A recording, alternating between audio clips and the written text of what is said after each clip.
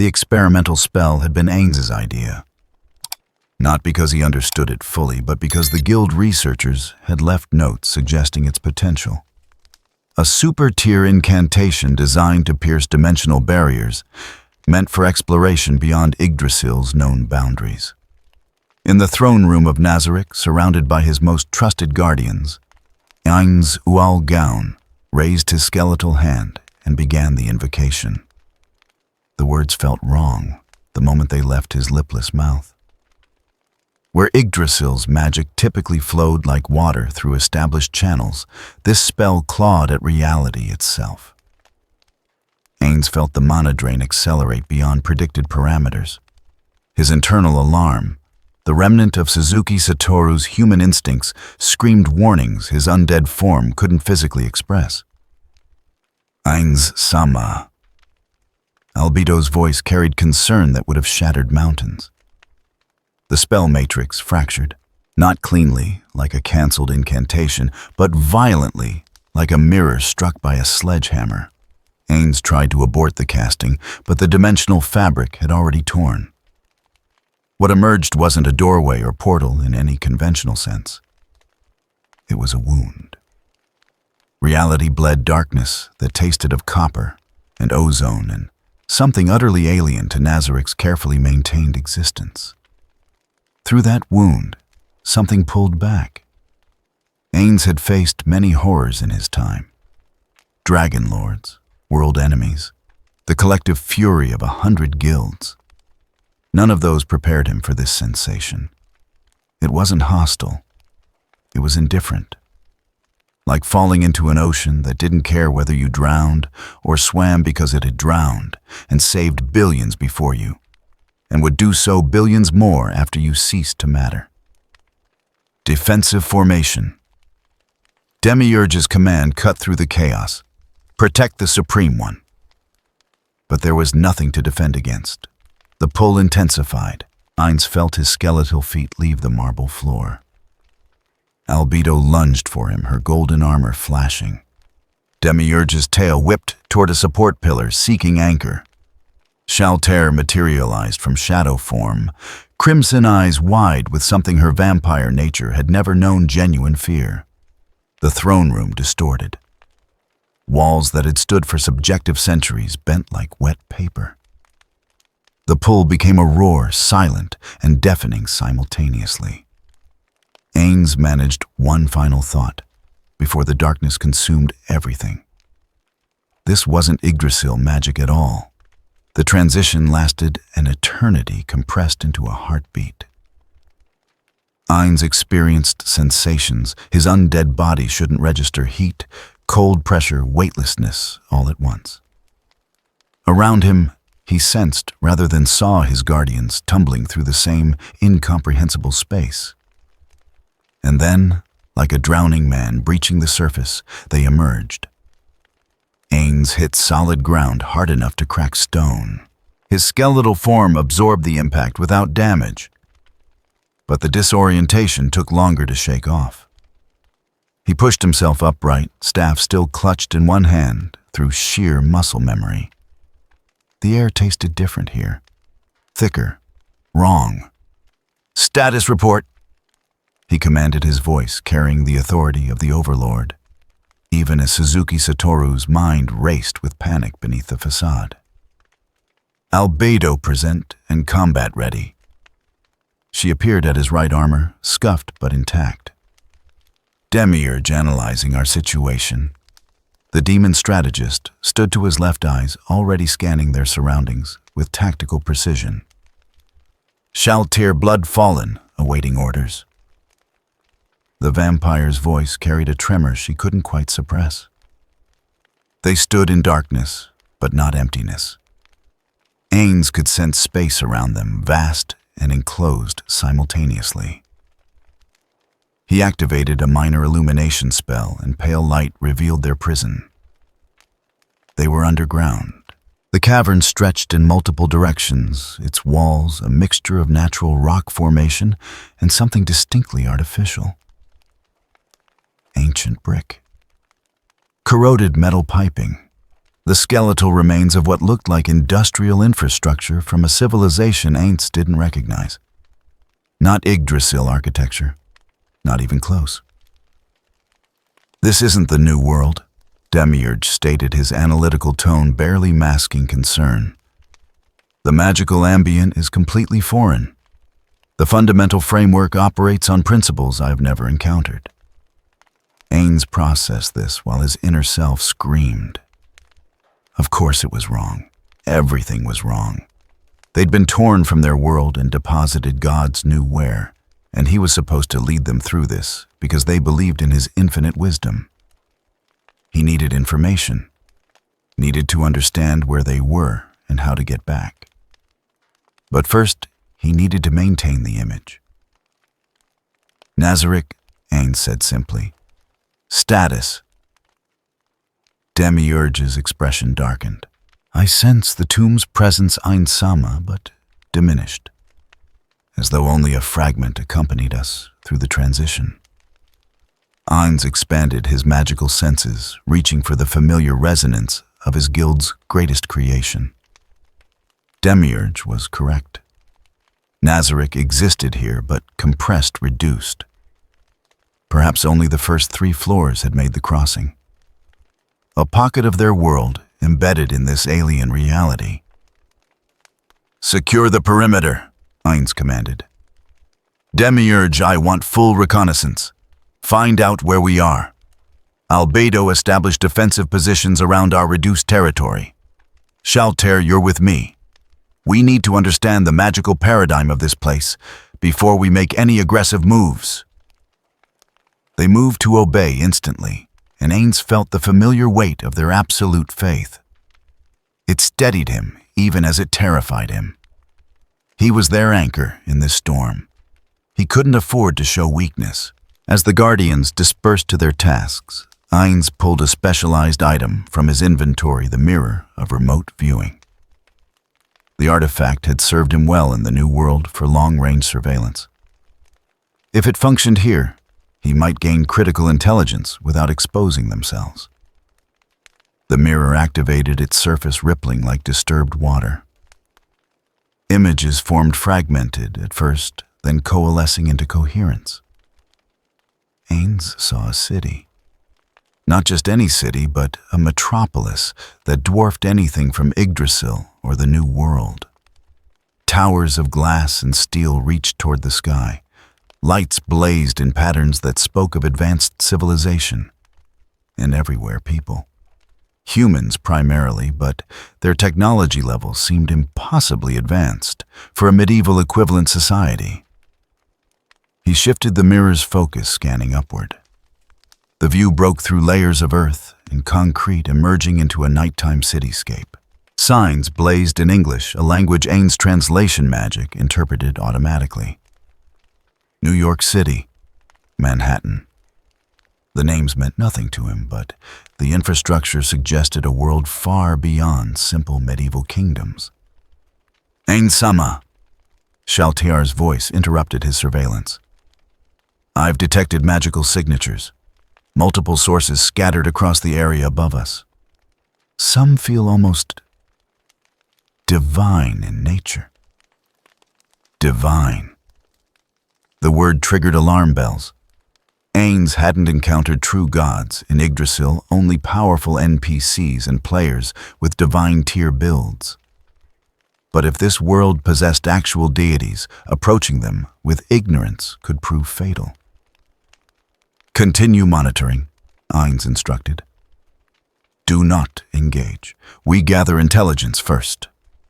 He returned his attention to the mirror, seeking these magical signatures Shaltir mentioned.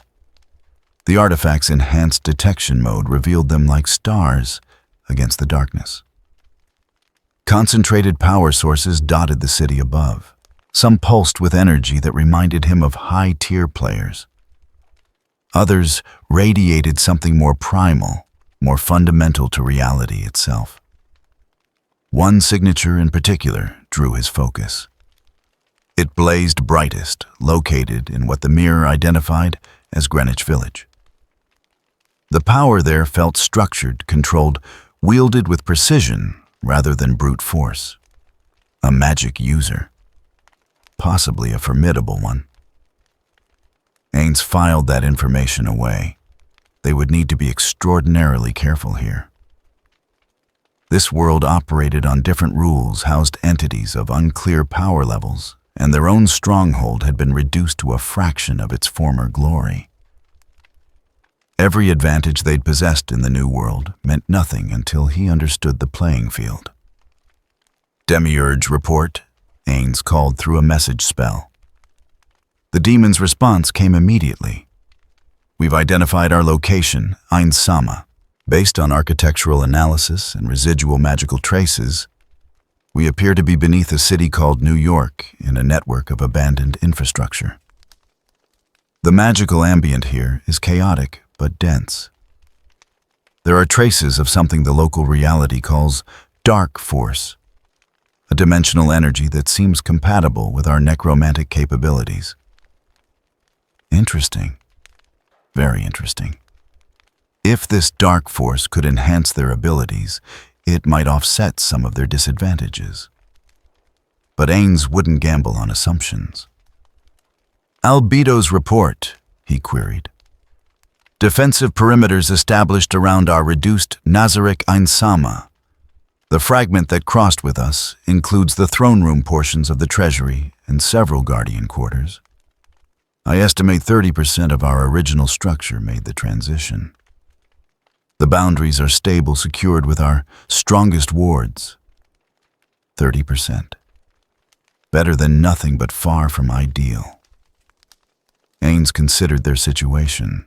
Stranded in an unknown world, operating at reduced capacity, surrounded by potential threats of unknown magnitude. Suzuki Satoru's instincts screamed to hide to avoid conflict until they could safely return home. But Ainz Ooal Gown couldn't show such weakness.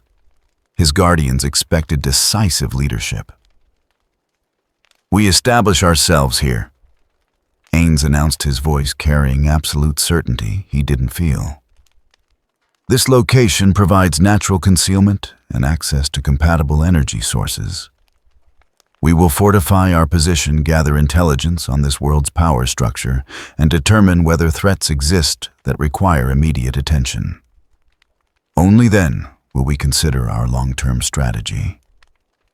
Sasuga Ainz-sama. Demiurge's enthusiasm radiated through the spell. Your wisdom sees 3 moves ahead even in unknown territory. Shall I begin establishing intelligence networks? Negative, Ainz countered. We know nothing of this world's capabilities. Observe only. No direct contact until we understand what we're dealing with. He cut the connection and allowed himself a moment of genuine uncertainty. The spell had gone catastrophically wrong.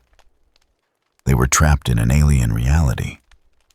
And somewhere above them, entities of unclear power conducted their daily existence unaware that something utterly foreign had taken root beneath their city.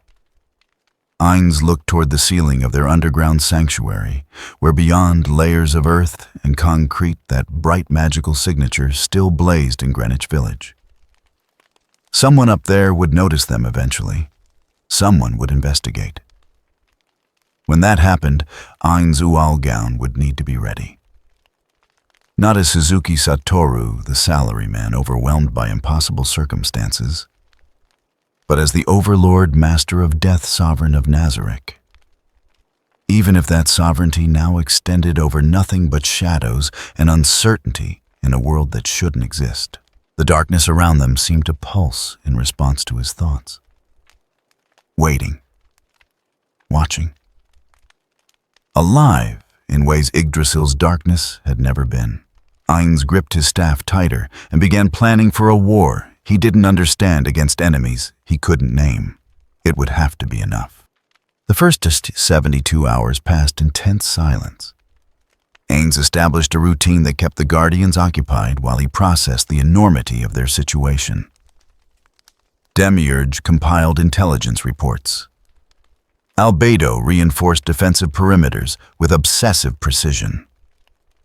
Shaltair rotated between scouting missions and guard duty.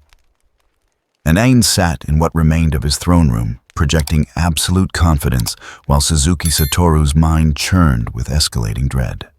The fragment of Nazarick that had crossed dimensional boundaries settled into the underground infrastructure like a parasite finding host tissue. Demiurge's initial assessment proved accurate.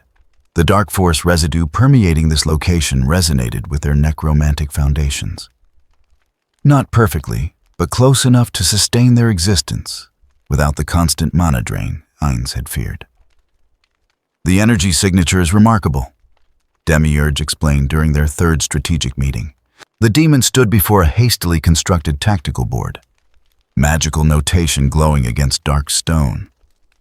Dark force appears to be dimensional bleed from a realm adjacent to this reality.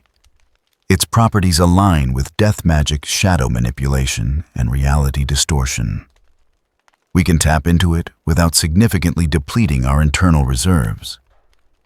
Ainz studied the notations, understanding perhaps 40% of Demiurge's analysis, that is, while nodding sagely. An unexpected advantage? Continue your research. If we can weaponize this energy source, it becomes a force multiplier. Already in progress, Ainz-sama. Your foresight in choosing this location demonstrates strategic brilliance that transcends dimensional barriers.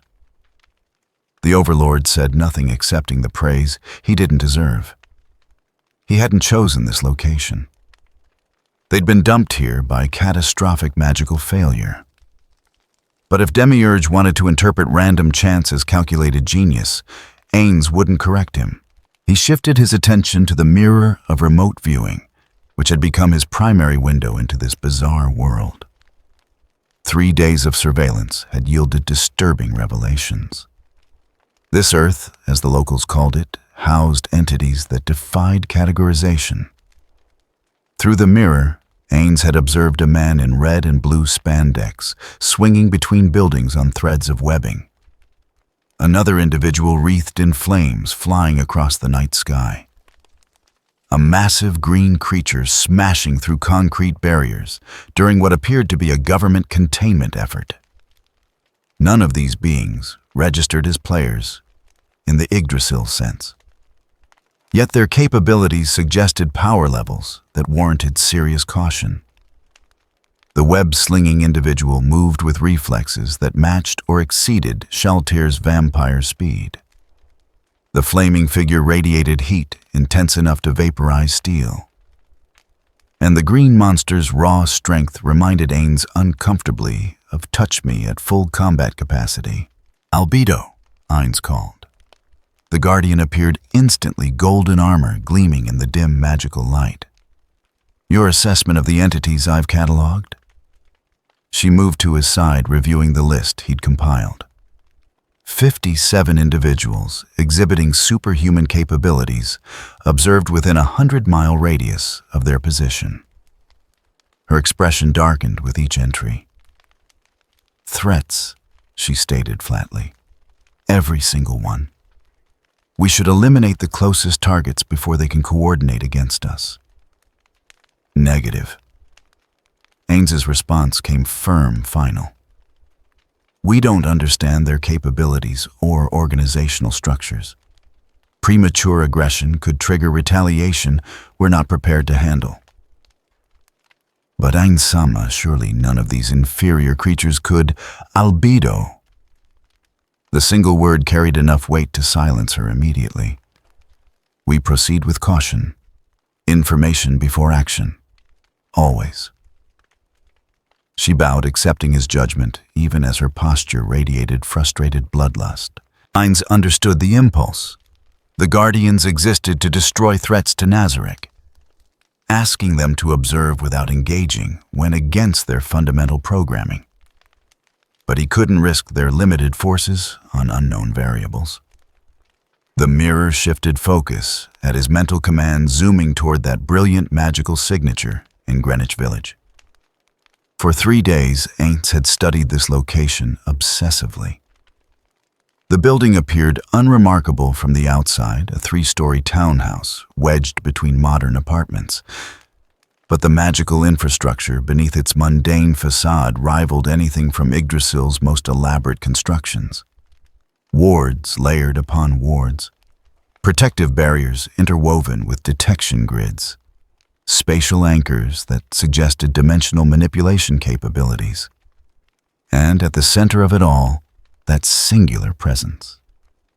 A magic user of considerable skill wielding forces Ainz couldn't quite classify. Demiurge analysis of the Greenwich Village anomaly. The demon consultant materialized with his usual efficiency. The magical practitioner you've identified appears to be this world's equivalent of a sorcerer supreme based on comparative analysis of local terminology. His name is Dr. Stephen Strange.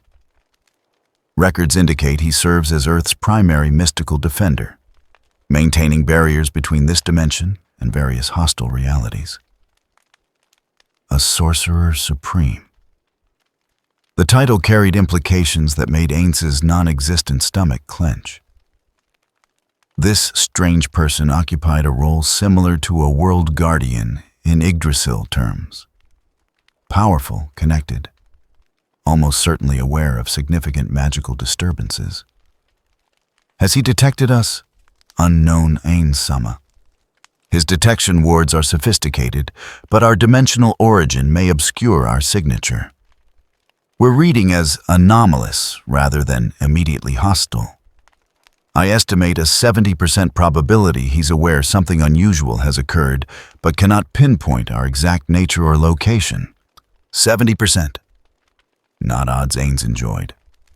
He needed better intelligence before making any moves that might draw Strange's attention. Expand surveillance, he commanded. I want comprehensive data on this strange individual. Powers, weaknesses, allies, enemies. Everything. At once, Ainz-sama. As Demiurge departed to coordinate intelligence gathering, Ainz allowed himself a moment of genuine uncertainty. In the new world, he'd possessed overwhelming advantages. Superior equipment-loyal NPCs, knowledge of game mechanics. Here, every advantage dissolved into question marks. The Guardians believed in him absolutely. They saw the Overlord Master Strategist, Supreme Leader. They couldn't know that beneath the skeletal facade, Suzuki Satoru fought constant panic. That every decisive command emerged from desperate improvisation rather than brilliant planning. But appearances mattered. Perception shaped reality. As long as the Guardians believed, as long as potential enemies feared Ainz Ooal remained a force to be reckoned with. Even if that force currently consisted of 3 floors of a tomb, 4 Guardians, and an increasing sense of being utterly out of his depth. Ainz-sama, Shaltir's voice interrupted his brooding. Permission to speak freely. Granted. The vampire approached crimson eyes, reflecting genuine concern. Are we lost, truly lost? The question hit harder than any attack spell. Shaltir rarely showed vulnerability. Her programming emphasized bloodthirsty confidence, sadistic pleasure in combat. This uncertainty represented a crack in the facade Ainz needed to maintain. We are displaced, he answered carefully. Not lost. Displacement implies temporary relocation. We will find our way home. And if we can't... Ainz turned to face her fully empty eye sockets meeting her gaze. Then we adapt. Nazarick has survived the transition. The Guardians remain loyal. Our fundamental capabilities persist. We possess every tool necessary to thrive in any environment. He almost believed it himself. Almost. We begin establishing permanent infrastructure, Ainz continued speaking as much to convince himself as reassure Shaltir. Demiurge identifies this location as a natural magical anchor point. The dark force resonance provides sustainable power. We're positioned beneath one of this world's major population centers, offering both concealment and access to resources. Resources, Shaltir repeated, understanding dawning. You intend to claim territory. Carefully, methodically, we fortify this position until it becomes genuinely impregnable. We gather intelligence until we understand every major player in this reality. Only then do we consider expansion or the possibility of return. The vampire's expression shifted, predatory excitement replacing concern. A new world to conquer. A new world to survive in, Ainz corrected. Conquest implies confidence we haven't earned. Focus on survival first. Dominance can wait. Shaltir bowed and departed, mollified by the promise of eventual violence. Ainz watched her go, then returned his attention to the mirror. The device had become his anchor, his window into a reality that increasingly seemed designed to overwhelm him. He shifted focus, methodically cataloging potential threats and opportunities. The web-slinger operated primarily in New York, protecting civilians with remarkable efficiency. A potential problem if their activities attracted his attention. The green monster appeared sporadically, always accompanied by military response. Dangerous, but predictable. Then, there were the organized groups. Through patient surveillance, Ainz had identified at least 3 major factions. A government organization with advanced technology and superhuman agents. A team of enhanced individuals operating from a tower bearing the name Stark. And, in a mansion outside the city, a school housing dozens of individuals with apparent genetic mutations granting superhuman abilities. Each faction represented both threat and opportunity. The government agents might investigate their presence. The enhanced team might view them as enemies requiring elimination. But the mutants... Ainz studied that group with particular interest. They were hated. He'd observed enough news broadcasts to understand the social dynamics. These mutants, through no fault of their own, possessed abilities that terrified ordinary humans. They faced discrimination, violence, systematic oppression. Ainz filed that information away. Oppressed populations made useful allies, or, at minimum, useful distractions. A tremor ran through Nazarik's foundation, subtle but noticeable. Ainz tensed, then recognized the sensation. Demiurge implementing the next phase of fortification. The demon had proposed expanding their footprint not upward into the city above, but laterally through the underground infrastructure. Claiming abandoned subway tunnels, forgotten bunkers, the vast network of forgotten spaces beneath Manhattan's gleaming surface. Ainz Sama. Demiurge's voice echoed through a message spell. Phase 1 expansion complete.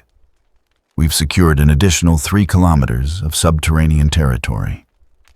All areas warded, trapped, and integrated into our detection network. No hostile contact encountered. Excellent. Establish waypoints for rapid Guardian deployment. If we're discovered, I want the ability to concentrate forces at any breach within seconds. Already implemented, Ainz Sama. Your strategic vision continues to amaze. The connection ended. Ainz stood staff in hand and walked the perimeter of his reduced throne room. 30% of Nazarik. 3 guardians, plus himself. Unknown enemies of uncertain power level. Trapped in a reality operating on alien physics. And yet they endured. The Guardians' absolute loyalty provided stability. The dark force resonance sustained their existence. The underground location offered strategic advantages. They possessed time to learn, adapt, prepare. Ainz stopped before the great doors leading to the treasury fragment.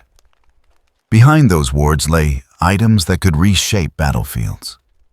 World-class equipment, consumables capable of killing gods. The arsenal remained intact, even if the tomb had shrunk. He thought of Dr. Strange, that burning, magical presence in Greenwich Village. Eventually, they would meet. Ainz knew this with certainty. You couldn't establish a death magic stronghold beneath a major city without attracting the attention of its mystical defender. When that meeting occurred, Ainz needed to be ready. Not just with power, though power mattered, but with understanding, with strategy, with the cold calculation that separated survivors from corpses. The Overlord returned to his throne, settling into the familiar seat. Around him, Nazarik's reduced halls stood silent but alive, waiting, growing stronger with each passing hour. Somewhere above, millions of humans conducted their lives unaware that something utterly foreign had taken root beneath their feet. Something patient, something calculating, something that intended to survive, no matter the cost. Ainz Ooal had led a guild through countless battles, had carved out territory in the New World through careful planning and overwhelming force. This situation differed only in scale and uncertainty. He would adapt. He would learn. And when the time came to act, he would do so with the full weight of death itself behind him. The mirror flickered, drawing his attention once more. Another enhanced individual, this one wreathed in lightning, soaring across the city skyline.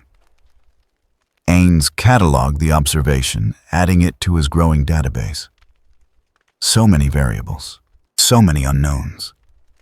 But for the first time since arriving in this mad reality, Ainz felt something other than pure panic. Not confidence exactly, but purpose, direction. Nazarik 2.0 had taken root. Now it would grow slowly and carefully until nothing in this world could threaten its existence. And if that growth required crushing anyone who stood in the way, well, death had always been Ainz Ooal's specialty. Week 2 brought a shift in strategy. Observation alone wouldn't answer the critical questions, keeping Ainz awake, metaphorically speaking, since undead didn't require sleep. He needed empirical data, controlled experiments, the kind of methodical testing that had served him well in Yggdrasil when learning new spell interactions. "You want us to engage hostiles?" Albedo's voice carried barely restrained eagerness. "Specific hostiles," Ainz clarified, gesturing toward the tactical display Demiurge had constructed. 3 targets glowed in separate colors against a map of underground New York. Small-scale operations, limited exposure, each engagement designed to test a particular hypothesis about this world's metaphysical structure. Demiurge leaned forward, tail swishing with intellectual excitement. "A brilliant approach, Ainz-sama. Rather than risk our forces against unknown entities, we select opponents that provide maximum intelligence value with minimum strategic risk." That was one way to phrase it. Ainz preferred to think of it as not doing anything catastrophically stupid. But Demiurge's interpretation sounded better. The first target had revealed itself through patience and surveillance. A criminal organization called The Hand operated in the shadows of New York's underworld. What made them interesting wasn't their mundane criminal activities, but their occult practices. Through the mirror, Ainz had observed their rituals, crude by Yggdrasil standards, but functional. They raised the dead, though the results were primitive. Reanimated corpses with barely functional motor control and no retention of former skills. Perfect test subjects. "Shaltir," Ainz commanded. "You'll lead the operation against the Hand. Engagement parameters capture live subjects for necromantic compatibility testing. I need to understand how this world's souls interact with my magic. The vampire's grin showed far too many teeth. It will be my pleasure, Ainz. Demiurge will accompany you. His role is observation and analysis, not combat. Is that understood? Both guardians bowed. Ainz watched them depart through a minor teleportation gate, then turned his attention to preparations. This experiment mattered more than the guardians realized. If his necromancy didn't function properly in this reality, their strategic options collapsed dramatically. The mirror showed him the operation in real time. Shalter materialized in a warehouse, the hand used for their rituals appearing mid-ceremony as a dozen cultists chanted over fresh corpses. Her entrance was everything Ainz had come to expect, theatrical, violent, and devastatingly efficient. Blood sprayed in arterial arcs, screams cut short, bodies crumpled with necks twisted at angles incompatible with life. Within 90 seconds, Shalter stood alone among the carnage, 3 cultists still breathing at her feet. Barely. "Subjects acquired," she reported through message spell, sounding almost disappointed by the brief engagement. "Return immediately. Demiurge preliminary analysis." The demon's response came crisp and clinical. The hand's necromancy operates on principles fundamentally different from ours, Ainz. They channel what appears to be life force, rather than direct magical energy. The souls they manipulate remain partially tethered to their corpses, creating that shambling effect you observed. Crude, but it confirms this world's dead can be raised. Ainz absorbed this information, while the Guardians returned dragging their captives. The 3 hand operatives were bleeding, terrified, and babbling in languages his translation magic interpreted automatically. Japanese, interestingly. He filed that curiosity away for later consideration. "Secure them in the holding cells," Ainz ordered. "I'll begin testing within the hour." What followed was the most methodical work Ainz had performed since arriving in this reality. He started with the simplest spell in his necromantic arsenal, create low-tier undead. The incantation flowed naturally, mana responding to his will, as it always had. But when the spell struck the first corpse, he felt resistance. Not much. Like pushing through cobwebs rather than a solid wall. But present nonetheless.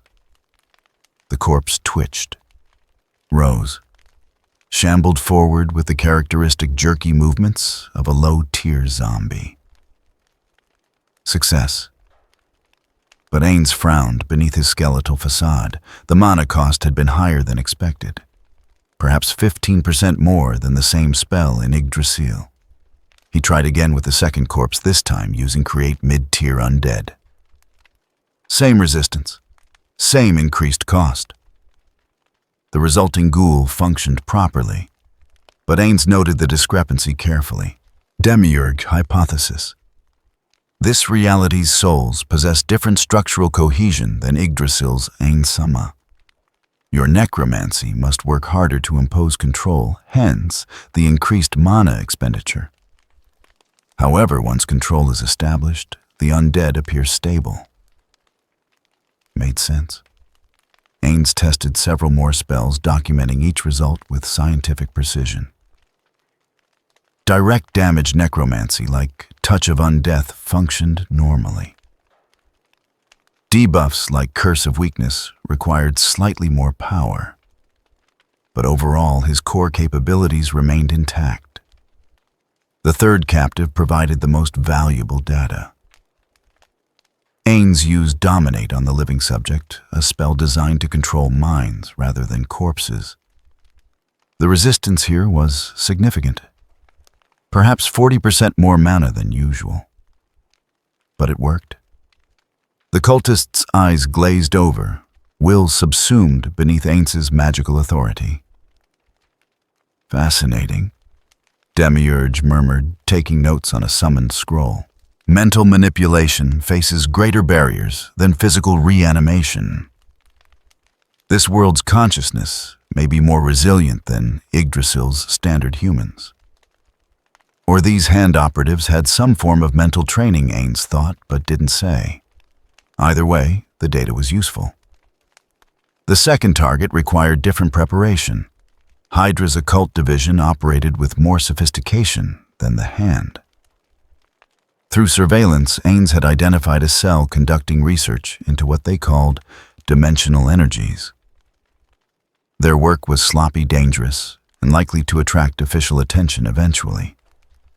But it offered perfect opportunities to test his magic's compatibility with Marvel's mystical paradigms. This operation requires subtlety, Ainz explained during the pre-mission briefing. Albedo, you'll infiltrate their facility using perfect unknowable. Observe their rituals. Document their methodology. Only engage if absolutely necessary. The Guardian's expression suggested she found reconnaissance missions personally offensive, but she bowed without protest. As you command, Ainz-sama. Through the mirror. Ainz watched Albedo phase into invisibility and slip through Hydra's security like smoke through a fence. The facility was underground naturally. These Marvel organizations seemed to love their subterranean bases. She navigated corridors with professional efficiency, avoiding patrols through pure kill rather than luck. The ritual chamber contained 6 Hydra researchers and enough mystical paraphernalia to stock a modest magic shop. They were attempting to summon something Ainz realized. Something from another dimension. The fools had drawn a containment circle that wouldn't hold a determined rat, let alone whatever entity they were calling. Albedo, stand by, Ainz commanded. Let's see what they summon. It may provide useful comparative data. The ritual reached its climax with chanting that made Ainz wince at the poor pronunciation of presumably ancient words. Energy coalesced within the broken containment circle. Reality cracked. And something emerged. It wasn't impressive. A minor demon by Yggdrasil standards, perhaps equivalent to a level 30 creature. But the Hydra researchers reacted with panic as their containment proved worthless, and the demon began reducing them to component parts with casual violence. Now, Albedo, eliminate the demon. Keep one researcher alive for questioning. She dropped perfect unknowable and moved. To the demon's credit, it sensed her approach and tried to defend itself. Albedo's halberd removed its head before it could complete a defensive spell. The remaining researcher, splattered with his colleague's remains, had just enough time to scream before Albedo's armored fist rendered him unconscious. Target secured. She reported satisfaction evident in her tone. Excellent. Demiurge. I want that demon's corpse analyzed. Determine how it compares to our native variants. The analysis took hours, but proved illuminating. Marvel demons operated on different principles than Yggdrasil's. They were more chaotic, less bound by strict hierarchical structures. But they were demons nonetheless, and Ainz's anti-demon spells worked perfectly against them. Actually, they worked better than expected. A spell that might slow a Yggdrasil demon noticeably weakened this Marvel variant. Your anti-demonic magic appears optimized against these entities, Demiurge observed. Perhaps because their chaotic nature makes them more vulnerable to lawful destruction effects. Ainz nodded, filing the information away. Demons were potential enemies here, which meant having effective counters was valuable. The third experiment was unplanned. A dark force manifestation occurred naturally near their territory, attracted by the residual energy from their presence. Several minor demons and shadowy entities emerged from a temporary rift, drawn like moths to flame. Shaltir Albedo, engage and destroy, Ainz ordered. Demiurge, document everything. The battle lasted barely 3 minutes. His guardians tore through the dark force entities with contemptuous ease. What interested Ainz was how the local energy reacted to their magic. The dark force didn't resist their spells. It embraced them, enhanced them even. A simple energy drain spell pulled twice its normal effect when channeled through ambient dark force. This is significant, Demiurge stated, excitement creeping into his usually controlled voice. Ainz, this dark force resonance could amplify our capabilities significantly if properly harnessed. Begin research immediately.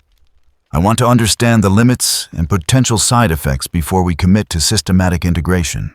As the week progressed, Ainz compiled his findings into what he mentally termed the Marvel Metaphysical Codex, a growing document that outlined the rules of this reality as he understood them. Rule 1. Souls here were more resilient, requiring extra effort to manipulate. But they could be manipulated. Rule 2. Demons existed, but were more chaotic and thus more vulnerable to lawful destruction effects. Rule 3. Dark force energy was compatible with and potentially enhanced necromantic abilities. Rule 4. The living possessed mental defenses that varied wildly in strength. Some minds fell easily. Others required significant power to dominate. Rule 5. Physical death magic functioned normally. The dead here died just as permanently as anywhere else. Each rule was tested, documented, and verified through multiple experiments. Ainz approached the task with the same methodical dedication he'd once applied to grinding levels in Yggdrasil. Knowledge was power. Understanding the system meant survival. Ainz, Demiurge interrupted his review of the compiled data. I've detected a pattern in the local news broadcasts. Multiple reports of unexplained disappearances in areas where we conducted operations. Ainz felt something cold settle in his metaphorical stomach. Speculation on cause, wild and varied. Street gangs, serial killers. One particularly imaginative journalist suggested vampires. Demiurge's smile showed he appreciated the irony. No serious investigation has linked the incidents to supernatural causes yet. But that may change if we continue at current operational tempo. Reduce active operations by half, Ainz decided. We have sufficient data to begin Phase 2 planning. No need to attract unwanted attention before we're ready. Wise as always, Ainz. Alone again in his throne room, Ainz reviewed everything they'd learned. 2 weeks in this reality, and already they'd established a functional base, mapped potential threats, and verified that their core capabilities remained viable. Not bad for someone winging it based on video game knowledge and desperate improvisation. The mirror flickered, showing him that persistent bright signature in Greenwich Village. Dr. Strange still burning like a beacon in Ainz's magical perception. Had the Sorcerer Supreme noticed their experiments? Possibly. Probably.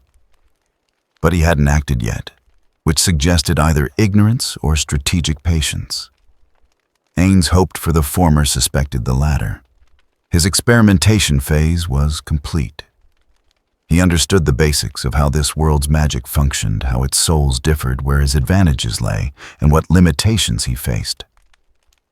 The scientific foundation was laid. Now came the harder part, actually using that knowledge to survive and potentially thrive in a reality that seemed specifically designed to overwhelm him. But for the first time since the catastrophic spell failure that brought them here, Ainz felt something approaching confidence. Not certainty. Never that. But the kind of cautious optimism that came from having a plan, having data, having options. Nazarick was adapting. The Guardians remained loyal. And Ainz Ooal Gown was learning the rules of a new game. One experiment at a time. Dr. Stephen Strange felt the disturbance during his morning meditation. Not a dramatic assault on reality's barriers, but something subtler. Like a word misspoken in a familiar prayer, or a single instrument playing off-key in an otherwise perfect symphony. Wrong, but not obviously so. He abandoned the meditation, rising from his position in the sanctum's inner chamber. The cloak of levitation settled across his shoulders without being summoned, responding to his subconscious agitation. Strange descended to his library fingers, already tracing patterns in the air that would summon diagnostic spells. The orb of Agamotto materialized at his command, its crystalline surface swirling with mystic energies. Strange peered into its depths, seeking the source of his unease. What he saw made him frown. Manhattan's magical infrastructure appeared normal at first glance. The usual hotspots glowed with their characteristic signatures. Sanctum sanctorum, naturally. The financial district, where countless deals with devils had been made. Central Park's ley line convergence. All standard, all expected. But beneath the city, something new had emerged. Not a single bright point of power, but a diffuse zone of wrongness. Like looking at a photograph where one element had been poorly photoshopped into place. Technically present, but fundamentally incompatible with its surroundings. Strange reached for the Vishanti, those ancient entities whose power had sustained him through countless battles. His call went unanswered, not rejected precisely, but muted. As though the Vishanti were deliberately withholding judgment, waiting to see how this anomaly developed before committing their attention. Wong, Strange called. His manservant and fellow mystic appeared within moments. I need you to see something. Wong studied the orb in silence, his expression growing progressively more troubled. I've never encountered a signature like this. It reads as magical, but the fundamental architecture is completely alien. Not demonic, not celestial, not any classification we have records of. My thoughts exactly. Strange dismissed the orb with a gesture. Whatever established itself beneath Manhattan isn't native to this dimension. The question is whether it's a threat or merely an anomaly. Given our track record with dimensional incursions, I'd err on the side of assuming threat. Strange couldn't argue with that logic. He'd faced enough reality-threatening invasions to develop healthy paranoia about unexpected phenomena. But something held him back from immediate action. The anomaly wasn't attacking, wasn't expanding aggressively, wasn't doing anything particularly hostile. Yet. Maintain surveillance, Strange decided. If it escalates, we act. Until then, we observe. Wong nodded and departed. Strange stood alone in his library, troubled by instincts he couldn't quite articulate. This felt different from past incursions.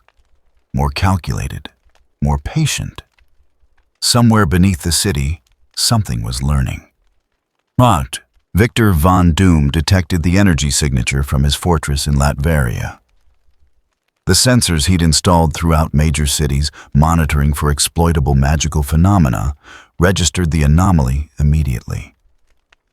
Unlike Strange's mystical detection, Doom approached the problem with hybrid methodology.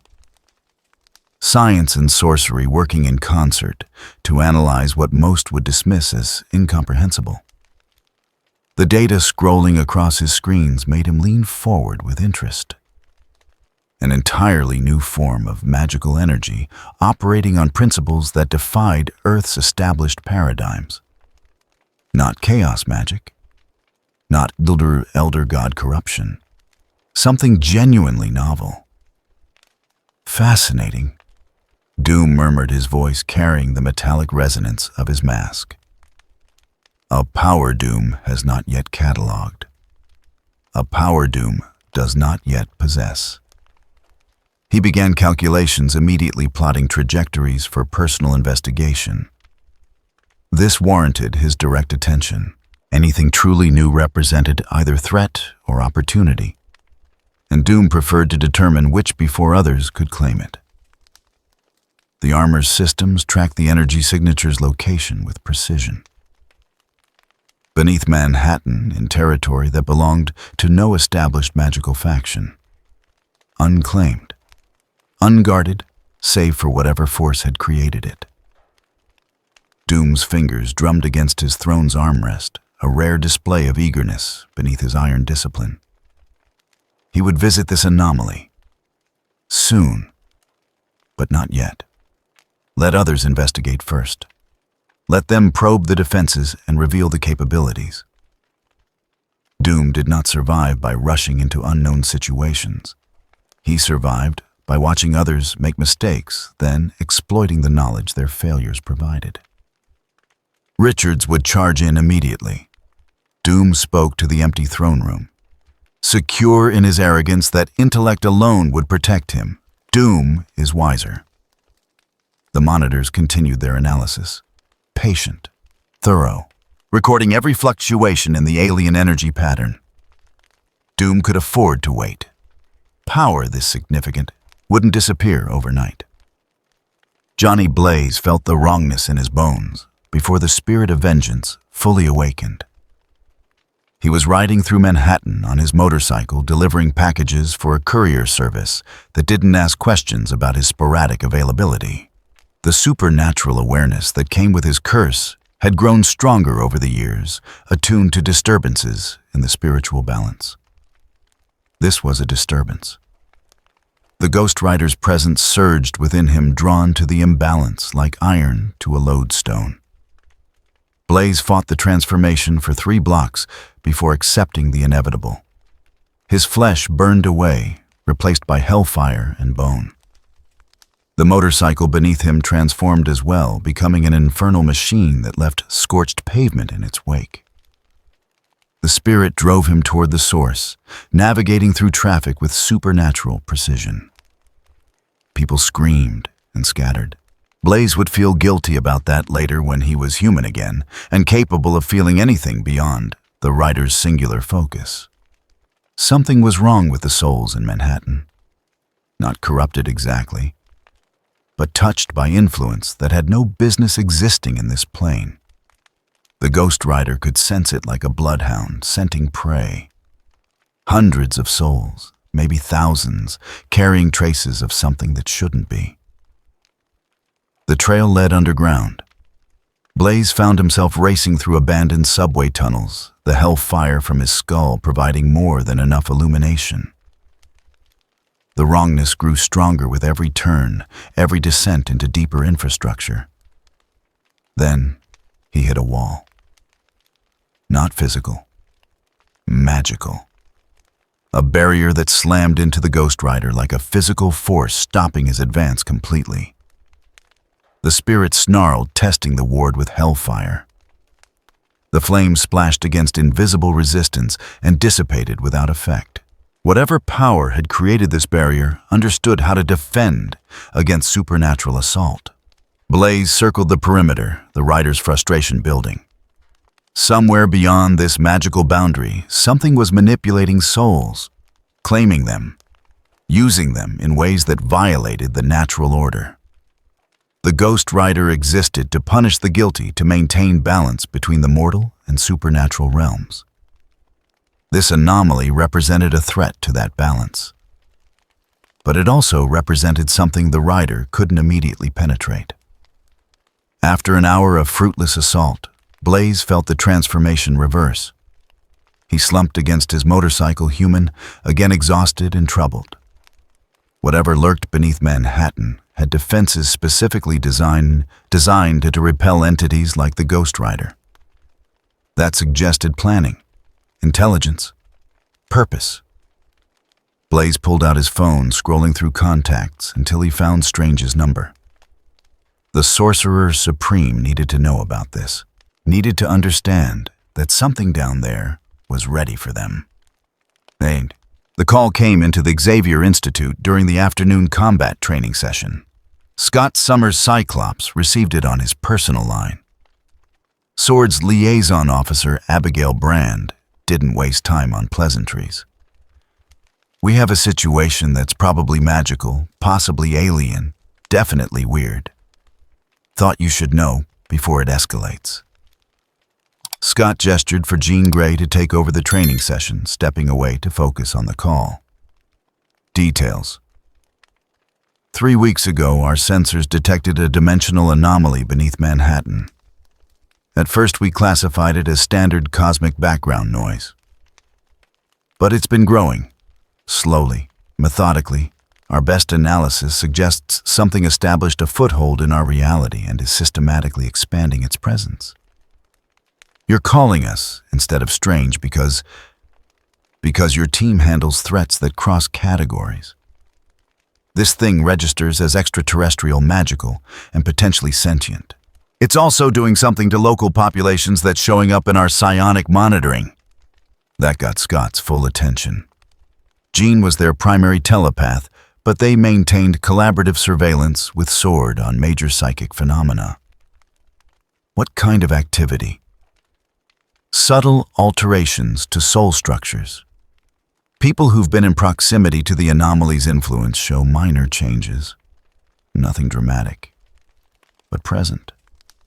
We're talking thousands of potential exposures if this thing has been active for 3 weeks. Scott's jaw tightened. Thousands of people unknowingly affected by something powerful enough to evade detection for weeks. "Send us everything you have. I'll brief the team immediately." The transmission arrived moments after he ended the call. Scott studied the data while walking toward the war room, his strategic mind already sorting threats by priority. SWORD had classified the phenomenon as extraterrestrial magical construct Tier 4. The tier system went up to 5. 4 meant potential extinction-level threat if left unchecked. By the time he reached the war room, Zhang was already there, having sensed his urgency through their psychic rapport. "What's wrong?" "Something's under Manhattan. Something that affects souls. I need you to reach out telepathically. See if you can sense what SWORD detected." Jean closed her eyes, her considerable psychic power extending outward. Scott watched her expression shift from concentration to confusion to something approaching alarm. Her eyes snapped open. "Scott, there's a void beneath the city. Not empty, but blank. Like a space where my telepathy just stops working. I can sense the edges feel where normal minds end and this absence begins. But I can't penetrate it. Magical shielding? Possibly. Or something my abilities aren't equipped to handle." She pulled up the SWORD data on the war room's main screen. Whatever this is, it's been very careful about remaining undetected. The soul alterations are minimal. The spatial distortion is gradual. This isn't a rampaging threat. It's a calculating one, which made it more dangerous, not less. Scott had fought enough enemies to know that the ones who thought before acting were infinitely more problematic than those who relied on brute force. "Assemble a reconnaissance team," Scott decided. "Nothing aggressive. We observe, assess, report back. If this thing is as dangerous as SWORD suggests, we need to understand it before committing to engagement." Jean nodded, already composing the team roster in her thoughts. Scott watched the data scroll past, troubled by patterns he couldn't quite articulate. 3 weeks. This presence had been growing beneath one of Earth's most populated cities for 3 weeks. And only now were the various defensive organizations beginning to notice. That suggested either incredible subtlety or a fundamental misunderstanding of what they were dealing with. Possibly both. Either way, the X-Men would need to be ready for whatever came next. In the SWORD orbital platform, Commander Abigail Brand reviewed the compiled reports from Earth's various supernatural defenders. Strange was monitoring the situation. Doom had undoubtedly detected it and was planning something characteristically egotistical. Ghost Rider had attempted direct assault and been repelled. The X-Men were mobilizing reconnaissance. And at the center of it all, beneath Manhattan's gleaming towers, something patient and ancient and utterly foreign continued its methodical work. Brand lit a cigarette, ignoring regulations about smoking in a pressurized environment. After decades dealing with cosmic threats, she'd earned the privilege of a few vices. Classification upgrade, she ordered her tactical officer. Extraterrestrial magical construct, now designated Tier 4 priority. Full surveillance. Alert protocols for Strange the Avengers and anyone else who might need to respond if this thing goes active. Understood, Commander. Should we recommend evacuation protocols? Brand considered the question. Evacuating Manhattan based on a threat that hadn't done anything overtly hostile would cause panic on a catastrophic scale. But leaving millions of civilians in potential danger went against every protective instinct she possessed. Preparatory measures only, she decided. Have evacuation routes planned, but don't activate them yet. This thing has been quiet so far. Let's not give it a reason to escalate by overreacting. Her tactical officer nodded and departed. Brand remained at the observation window, looking down at Earth's blue curve. Somewhere on that surface, in tunnels beneath one of humanity's greatest cities, something that didn't belong was building toward an unknown purpose. And every instinct she'd developed over years of defending Earth against cosmic threats told her they were already behind the curve. That whatever this presence was, it had planned for detection, had anticipated response, had prepared countermeasures. The question wasn't whether it would act. The question was what it would do when the time came, and whether Earth's defenders would be ready when that moment arrived. Brand took a long drag on her cigarette and watched the planet spin beneath her, beautiful and fragile and threatened by something none of them fully understood. Just another day in the life of Earth's cosmic defense coordinator. She allowed herself a bitter smile and got back to work. Ainz made the decision on day 23, not because he felt confident, but because the alternative was worse. The surveillance reports from Demiurge were unambiguous. Multiple factions had detected their presence. Investigation was inevitable. And when those investigations came, Nazarick needed to be more than just hidden. It needed to be untouchable. "You're certain about this, Ainz-sama?" Demiurge asked, his usual enthusiasm, tempered by genuine concern. "The goal of all life is death is your ultimate technique. Using even a limited version carries risks we haven't fully mapped in this reality." Ainz understood the concern. In Yggdrasil, the goal of all life is death was a trump card that bypassed all defenses, killed anything, regardless of immunities or protections. A super-tier spell that represented the absolute apex of necromantic power. Using it carelessly could have catastrophic consequences, especially in a reality whose rules he still only partially understood. But he wasn't planning to use the full version. Just a fragment. A controlled release designed not to kill, but to transform the territory around Nazarick into something fundamentally incompatible with this world's magical structure. "I've calculated the parameters carefully," Ainz replied, projecting confidence, while Suzuki Satoru mentally reviewed every possible failure mode. "We're not deploying the spell offensively. This is purely defensive infrastructure, a zone that amplifies our capabilities while suppressing potential threats." "The concept is sound," Albedo interjected. "But Ainz-sama, if the spell interacts unexpectedly with this world's metaphysics, then we adapt." Ainz cut her off gently. "We've spent 3 weeks analyzing how magic functions here. Our experiments confirmed that necromancy works, that death operates on principles similar enough to Yggdrasil for our abilities to function. This is simply the next logical step. He didn't mention that logical step felt more like desperate gamble from Suzuki Satoru's perspective. But the Overlord couldn't show doubt.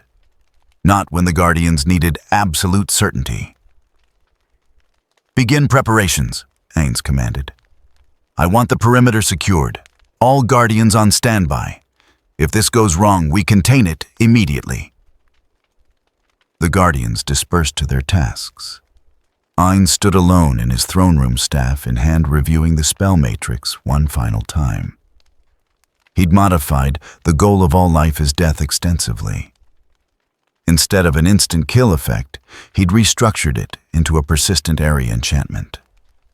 Something that would saturate the territory around Nazarick with death energy, creating an environment hostile to life, but nurturing to the undead. In theory, Suzuki Satoru's mind screamed warnings about hubris, about overconfidence, about doing exactly the kind of flashy nonsense that got players killed in high-level raids. But Ainz Ooal raised his staff and began the incantation. The words of power flowed from his non-existent lips, each syllable precisely enunciated. Mana poured from his reserves in quantities that would have bankrupted lesser casters. The air around him grew cold, then colder still.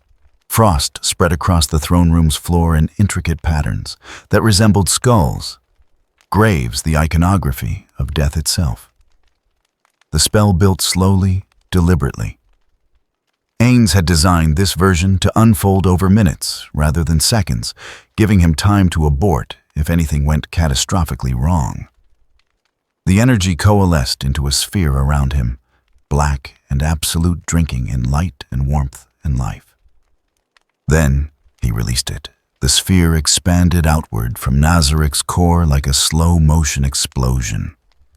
It passed through stone and earth and metal infrastructure, without resistance, incorporeal yet undeniably present. Ainz felt it spread, felt the death energy saturating everything within its radius. 100 meters, 200, 500. The expansion slowed as it reached the limits he'd programmed, finally stabilizing at approximately 1 kilometer radius from Nazarick's central point. For a moment, nothing seemed different. Then reality caught up with what had been done to it. The change started subtle. Shadows grew darker, clinging to surfaces with unnatural persistence. The temperature dropped several degrees despite no logical heat source being removed. And the ambient magical energy, the background hum of Marvel's mystical infrastructure, began to warp. Demiurge's voice came through a message spell carrying barely restrained excitement. Ainz Sama, the effects are exceeding projections. Necromantic efficiency has increased by approximately 200% within the affected zone. Undead creation costs are reduced by half. Durability is enhanced significantly. And the downsides. Earth tier magic is destabilized. Not eliminated, but noticeably weakened. I estimate approximately 30% reduction in effectiveness for spells native to this reality. The effect appears to be spatial rather than targeting specific casters. Perfect. Exactly what Ainz had hoped for, though he'd never admit he'd been uncertain about the outcome. The dead zone, as he'd privately termed it, was working as intended. Their territory was now genuinely fortified in ways that would confound anyone expecting conventional defenses. Albedo report. The perimeter is stable, Ainz Sama. No immediate threats detected. However, I'm registering increased attention from that mystical signature you identified in Greenwich Village. Dr. Strange has almost certainly noticed the change. Of course he had. You didn't create a kilometer-wide death magic field beneath Manhattan without the Sorcerer Supreme taking notice. Ainz had counted on that. Better to demonstrate power now established that Nazarick was not something to be casually investigated, than to wait for enemies to probe his defenses at their leisure. "Maintain defensive positions," Ainz ordered. "Do not engage unless directly attacked. We've made our statement. Now we see how they respond." He cut the connection and allowed himself a moment of genuine satisfaction. The dead zone hummed around him, a perpetual field of death energy that transformed their fragment of Nazarick into something genuinely formidable. Any attacker would need to fight through environmental penalties, face undead guardians operating at enhanced capacity, and deal with the fundamental wrongness of a space where death held dominion. But satisfaction gave way to concern as Ainz considered the implications. He'd just announced their presence dramatically to anyone with mystical senses. The subtle approach was over. From this point forward, Nazarick would be a known quantity, a threat that demanded response. The question was what form that response would take. Stephen Strange felt the change like a knife through silk. One moment, Manhattan's magical infrastructure was disturbed but stable. The next, a wound had opened in reality's fabric, bleeding corruption that, as every instinct screamed, was fundamentally wrong. He was in the Sanctum's library when it happened, conferring with Wong about the persistent anomaly they'd been monitoring. The sensation hit him with enough force that he actually staggered one hand, shooting out to brace against a bookshelf. Stephen Wasson's, Wong's concern was immediate. Strange didn't answer. He was already moving, ascending to the observation chamber where his most powerful scrying tools waited. The orb of Agamotto activated before he consciously summoned it, responding to his distress. What he saw made his blood run cold. A sphere of absolute wrongness had manifested beneath Manhattan. Not a portal dimensional breach or summoning circle. This was territory. A section of Earth's reality that had been fundamentally rewritten according to principles that had no business existing here. "It's established a domain," Strange said, his voice tight. "Whatever came through 3 weeks ago didn't just hide. It's claiming space, transforming it." Wong joined him at the orb, his expression growing progressively more troubled. "The magical infrastructure within that zone is completely altered. Earth's natural ley lines are being suppressed. Something else is replacing them." Strange ran deeper diagnostics, pushing the orb's capabilities to their limits. The data that emerged was disturbing on multiple levels. Within the dead zone, as his mind had already started calling it, necromantic energy flowed with unnatural ease. Death magic that should struggle against Earth's life-affirming nature instead operated at peak efficiency. Worse, his own magic would be compromised there. The Vishanti's power, the crimson bands of Sitarak, even basic elemental invocations, all would function at reduced capacity within that transformed space. It's a calculated defensive measure, Strange realized. Whoever or whatever created this zone understands magical warfare. They've established a position where their capabilities are enhanced and potential threats are weakened. Can you dispel it? Strange considered the question carefully. Possibly. But it would require resources I'm not certain I can spare. The zone isn't actively spreading beyond its current boundaries. It's not attacking or corrupting anything outside its radius. Attempting to break it could escalate the situation unpredictably. So we do nothing. We investigate, carefully. I need to understand what created this before committing to direct confrontation. Strange dismissed the orb with a gesture. Assemble the defensive wards. If this zone expands, I want immediate warning. And contact the Avengers. They need to know we have a confirmed hostile presence that's just demonstrated significant magical capability. Wong departed to carry out the orders. Strange remained in the observation chamber, troubled by implications that extended beyond the immediate threat. The dead zone represented planning, patience, an intelligence that had spent weeks analyzing Earth's defenses before making this move. That suggested whatever lurked beneath Manhattan intended to stay, and had the power to make that intention reality. In Latveria, Victor von Doom reviewed the same data through his hybrid sensor arrays. Unlike Strange, who approached the phenomenon with concern, Doom felt only intense fascination. Remarkable. He breathed, watching energy readings scroll past. The intruder has claimed territory through pure magical force. No negotiation, no subtlety, simply impose their will upon reality itself. The methodology was elegant in its directness. Rather than hide or flee this presence, had transformed its surroundings into an environment optimized for its capabilities. Doom appreciated the strategy. It was something he would do given similar circumstances. His armor's analytical systems broke down the dead zone's structure in excruciating detail.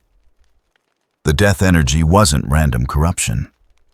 It was precisely controlled, maintained by what had to be a sustained spell of extraordinary complexity. Whoever commanded this power possessed both raw strength and technical expertise. A worthy opponent, man, Doom declared to his empty throne room. Or potentially a valuable ally. He began composing a message carefully worded to convey respect without weakness. If this entity proved reasonable, perhaps arrangements could be made. Doom had worked with dark powers before. This one at least demonstrated competence. And, if it proved unreasonable, well, Doom's arsenal included countermeasures for nearly every form of magic. Adding one more to the list would merely be a matter of research and preparation. Either way, this development warranted personal attention soon. Johnny Blaze felt the dead zone's activation like a scream in his soul. The Ghost Rider surged to life involuntarily, transforming him mid-stride on a Manhattan sidewalk. People scattered in terror. Blaze barely noticed, consumed by the spirit's rage. Something had just torn a wound in the natural order. Not metaphorically, literally. A space where death held dominion over life in direct violation of cosmic balance. The rider drove him toward the source hellfire blazing. But this time Blaze fought back. He'd learned from the previous attempt. Charging blindly into unknown defenses accomplished nothing but wasting energy. Not like this, he growled, forcing the transformation to reverse. We need help. This is bigger than us. The spirit resisted, howling its need to confront the abomination. But Blaze's will held firm.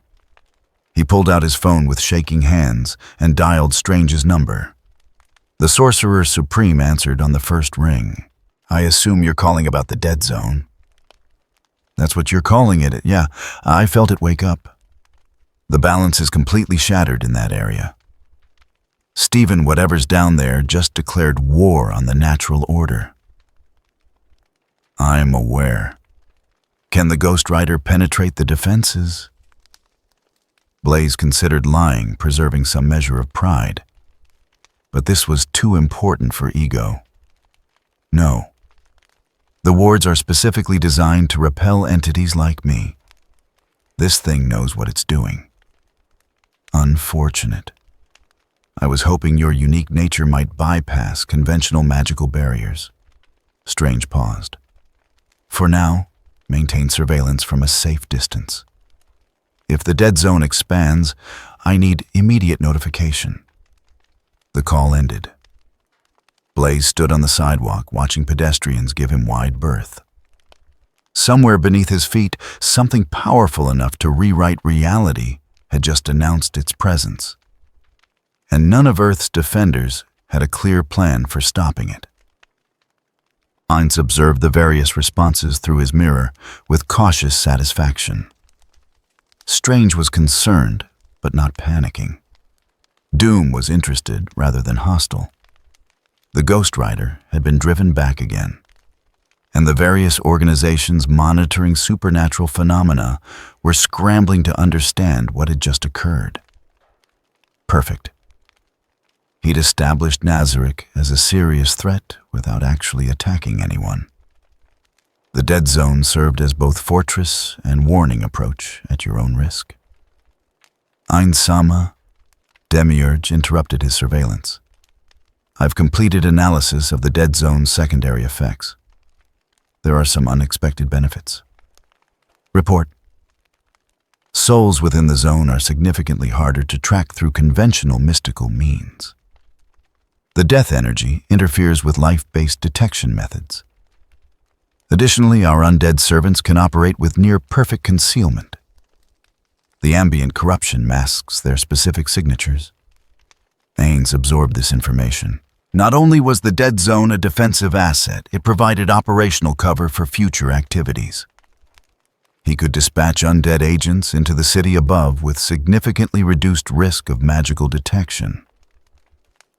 How stable is the effect? Completely stable as long as you maintain the spell. The energy draw is minimal. I estimate you could sustain this indefinitely without significant mana strain. Another advantage? Ainz had gambled that a modified version of the goal of all life is death could function as a persistent enchantment rather than a one-shot effect. The gamble had paid off. Excellent work, Demiurge. Continue monitoring for any unexpected developments. I particularly want to know if Earth's defenders attempt to counter the Dead Zone. At once, Ainz. Your strategic brilliance continues to... That will be all. Ainz cut him off before Demiurge could launch into another round of excessive praise. Alone again, Ainz allowed himself a moment of genuine relief. The Dead Zone was active. Nazarick was fortified. And they demonstrated capability without revealing their full hand. Phase 2 of establishing themselves in this reality was complete. Now came the harder part, actually using their position to gather resources, eliminate threats, and potentially find a way home. But for today, Ainz was satisfied with what they'd accomplished. The Dead Zone hummed around him, a permanent monument to Death's dominion. A declaration that Nazarick had arrived and would not be easily displaced. Let Earth's heroes try to breach these defenses. Ainz would be ready. And if readiness meant relying on overwhelming force, careful planning, and the absolute loyalty of his guardians. Well, that had always been his greatest advantage anyway. The Overlord settled into his throne staff across his lap and watched the world above continue its oblivious existence. For now, the Dead Zone had been active for 48 hours when Ainz authorized the first offensive operations. Not because he wanted war, but because leaving potential threats in proximity to Nazarick invited disaster. Better to clear the board systematically than wait for enemies to coordinate against him. The hand is scattered. Demiurge reported displaying tactical overlays on a conjured map. Our previous engagement broke their local cell structure. But remnants persist in 3 locations within the Dead Zone's expanded influence radius. They're attempting to regroup. Ainz studied the positions marked in red. Each represented a cluster of the Hand's operatives' criminals who dealt in mystical assassination and resurrection. Normally, he might ignore such organizations as beneath his concern. But they'd seen Nazarick's guardians in action. They knew something supernatural had established territory in Manhattan's underground. Witnesses were liabilities he couldn't afford. Eliminate them, Ainz commanded. Completely. I want no survivors who can report our capabilities to higher authorities. And the bodies, Ainz. Useful materials. Bring them back for reanimation. We'll need undead agents for surface operations. Shaltir practically vibrated with anticipation. Permission to lead the assault? Granted. Albedo will accompany you. Coordination between you both is essential. These aren't random kills. This is systematic eradication. Ainz paused, ensuring they understood the distinction. You're not warriors in this operation. You're exterminators. The vampire's grin showed approval rather than offense. Albedo simply nodded, already calculating assault vectors. They departed through a minor gate, leaving Ainz alone with Demiurge. The demon strategist waited patiently, knowing his master well enough to recognize when further discussion was needed. You have concerns, Ainz stated rather than asked. Not concerns precisely. Observations? Demiurge gestured toward the map. The hand represents our weakest potential opposition. Eliminating them establishes precedent and tests our guardians' coordination. But they're not the only organization operating in our territory. Hydra's occult division, among others. I've identified at least 4 groups conducting mystical research or operations within the Dead Zone's sphere of influence. Each represents a different threat profile. Ainz leaned forward, interested despite himself. Demiurge's analytical mind often caught details he missed. Elaborate. The demon adjusted the map, highlighting new positions. Hydra's occult researchers are technologically sophisticated. They'll have documentation, backup files, redundant communication systems. Simply killing them won't eliminate the intelligence they've gathered. So we need to destroy their data infrastructure as well. Precisely. Additionally, there's a Hellfire Club satellite facility conducting genetic experiments with mystical enhancement. Their work is crude but demonstrates understanding of how supernatural power can be integrated into biological systems. Potentially valuable for our own research. Capture their research intact, Ainz decided. Eliminate the personnel, but I want their documentation preserved. Wise as always, Ainz-sama. There's also the matter of the limbo demons. That caught Ainz's attention. Explain. The Dead Zone's activation has attracted entities from adjacent dimensions. Minor demons primarily drawn to the death energy, like moths to flame. They're not organized or particularly intelligent, but their presence creates complications.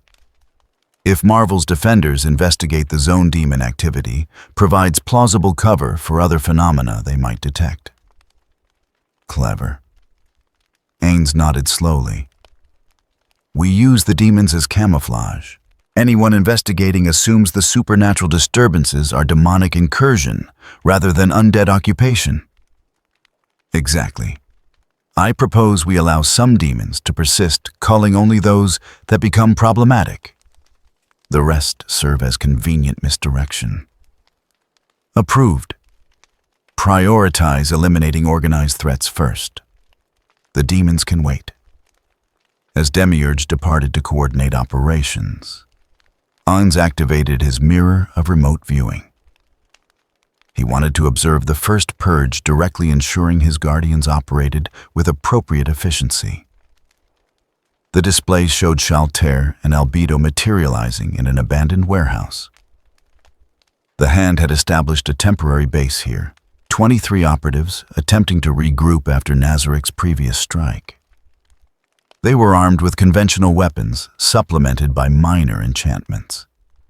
Dangerous to normal humans. Laughably inadequate against floor guardians. The massacre lasted 90 seconds. Shaltir moved like liquid death, her lance piercing through bodies with surgical precision. Blood sprayed in arterial fountains that she collected with casual grace, drinking even while killing. Albedo's approach was more methodical, her halberd dividing targets into component pieces with mechanical efficiency. The Hand operatives tried to fight back, tried to flee, tried to invoke mystical protections. Nothing worked. Within 2 minutes, 23 corpses littered the warehouse floor. Minimal damage to the merchandise. Albedo reported, surveying the carnage with professional satisfaction. Ready for collection and reanimation. Good, Ainz replied through the message spell. Proceed to target 2. The second location fell even faster. The third required slightly more effort only because the hand had prepared rudimentary defensive wards. Shalter shattered them with contemptuous ease, and the slaughter proceeded as planned. By the time the sun set on day 3 of the Dead Zone's existence, the hand's presence in Manhattan's underground had been completely eliminated. 67 bodies were transported to Nazarick for processing. By morning, they would rise again, as undead servants, their combat skills and mystical knowledge preserved in death. Hydra's occult division proved more challenging. Not because they fought better, but because Demiurge's warning about documentation proved accurate. The researchers had distributed their data across multiple secure servers with automated alerts configured to trigger if primary locations went offline. We need a different approach, Demiurge advised after reviewing the facility's security infrastructure. Brute force assault will trigger their fail-safes. We need infiltration first, data capture, then elimination. Ainz considered the problem. In Yggdrasil, he would have used Perfect Unknowable to infiltrate personally, but that risked exposure if something went wrong. Better to delegate. Send in reanimated operatives, he decided. Former hand members retain enough skill for basic infiltration. Have them access the servers under mental compulsion, extract everything. Then we can eliminate Hydra's personnel at our leisure. The operation took 3 days to execute properly. Undead infiltrators appearing as normal humans through clever illusion magic penetrated Hydra's security. They extracted terabytes of occult research, alchemical formulas, dimensional theories, and classified mystical intelligence. Then Albedo and Shalter purged the facility with terminal prejudice.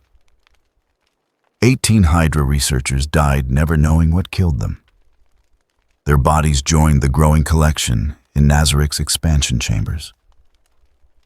Their research became raw material for understanding how Marvel's magic truly functioned.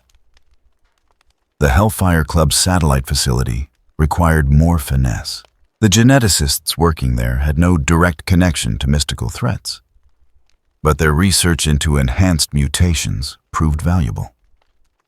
Demiurge wanted that information intact, which meant surgical elimination rather than wholesale slaughter. Ainz authorized a midnight raid. Shalter vampirically dominated the night security, making them compliant puppets. The researchers died in their sleep, poisoned by compounds that left no trace. By morning, the facility appeared abandoned. All personnel simply vanished without explanation. The research materials were already in Nazarick's archives. With each successful operation, Ainz noticed something unexpected. The Dead Zone's boundaries shifted subtly outward.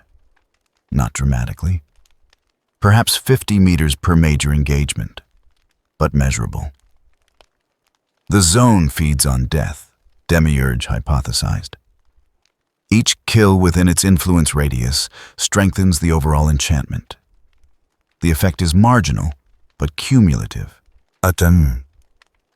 Ainz processed this information carefully. He'd designed the Dead Zone as static infrastructure, but apparently Marvel's reality had different ideas. The spell was adapting, growing, becoming something more organic than he'd intended. Monitor the expansion rate, Ainz ordered. If it accelerates beyond controlled parameters, we may need to implement limiting measures. Understood, Ainz-sama. Though I must note the expansion provides strategic advantages.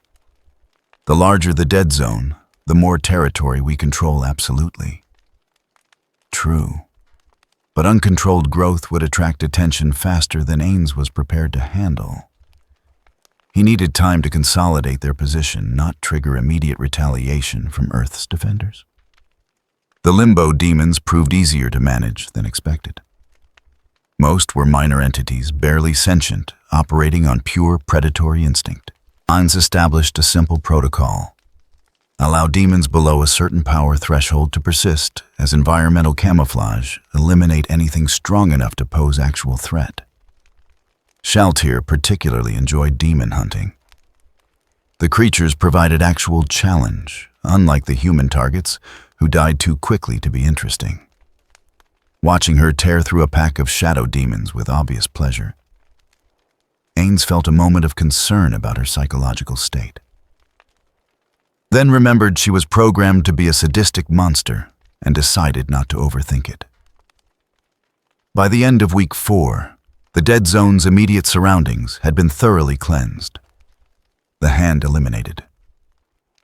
Hydra's occult division purged. Hellfire Club facility ghost town.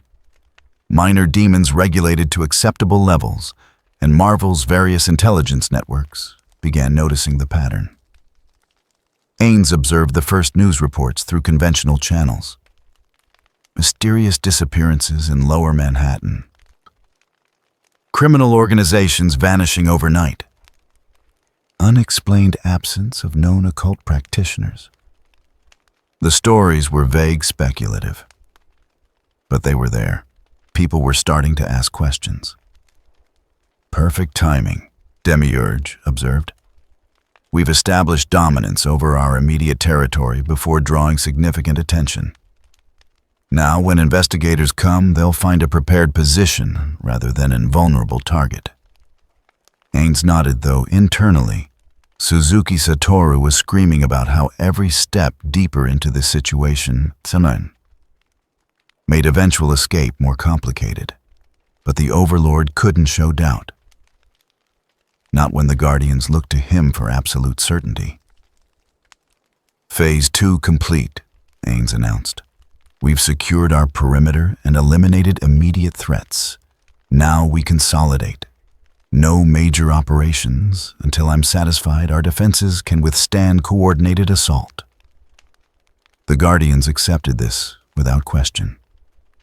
They trusted his judgment completely, which made Ainz all the more aware of how much he was improvising. But improvisation had gotten them this far, and the dead zone continued to hum around Nazarick, growing slowly stronger with each death, each victory, each small expansion of territory claimed from Earth's reality. Somewhere above, Marvel's heroes were finally starting to take the threat seriously. Ainz could only hope he'd prepared enough before they came calling. Dr. Strange made his approach on day 31. Not with an army or dramatic assault, but alone, walking through the dead zone's outer perimeter with deliberate calm. Ainz watched through his scrying mirror as the Sorcerer Supreme descended into the transformed tunnels beneath Manhattan. He comes unaccompanied, Demiurge observed. Either supreme confidence or reconnaissance probe. Both, Ainz judged. Strange's reputation preceded him. The man had faced dimensional horrors that made Yggdrasil's world enemies look pedestrian. He wouldn't underestimate an unknown threat, but neither would he show fear. Ainz respected that. Made killing him more unfortunate, really. Do not engage, Ainz commanded the Guardians. Let him enter deeper. I want to see what he's capable of before committing forces. Strange's progress was methodical. He examined the corrupted magical infrastructure with visible fascination, taking notes through minor conjuration spells. The cloak of levitation kept him hovering inches above the contaminated ground, avoiding direct contact with the death energy saturating everything. Then he reached the first defensive layer. The wards Ainz had established flared to life, recognizing hostile intent. Strange's hands moved in complex patterns, summoning shields that blazed with golden light. The crimson bands of Sitarak materialized, attempting to bind the ward structure and neutralize it. The bands failed. Not dramatically, but noticeably. The death energy corroded their effectiveness, reducing Strange's normally devastating restraints to minor inconveniences. Ainz watched the sorcerer's expression shift from confidence to concern. "Your magic is weakened here," Ainz stated, his voice echoing through the tunnels via amplification spell. "As intended. This is our territory now, Dr. Strange. You are the intruder." To Strange's credit, he didn't flinch. "I've faced worse than animated corpses playing at godhood. Withdraw from this reality and there need be no conflict." "I cannot withdraw. The spell that brought me here is irreversible." Technically true, though Ainz hadn't actually tried reversing it yet. "But I can offer coexistence. Nazarick has no interest in surface conflicts or heroic affairs. We simply require our sanctuary. A sanctuary built on death magic beneath one of Earth's most populated cities." Strange's tone carried dry irony. "Forgive me if I find that arrangement problematic." The negotiation attempt had been worth trying. Ainz gave the signal. Shalter emerged from Shadowlance aimed at Strange's heart. The sorcerer reacted instantly, teleporting backward in a flash of golden light. But the dead zone's spatial corruption made his translocation sluggish, imprecise. He materialized 20 feet from his intended position directly into Albedo's engagement range.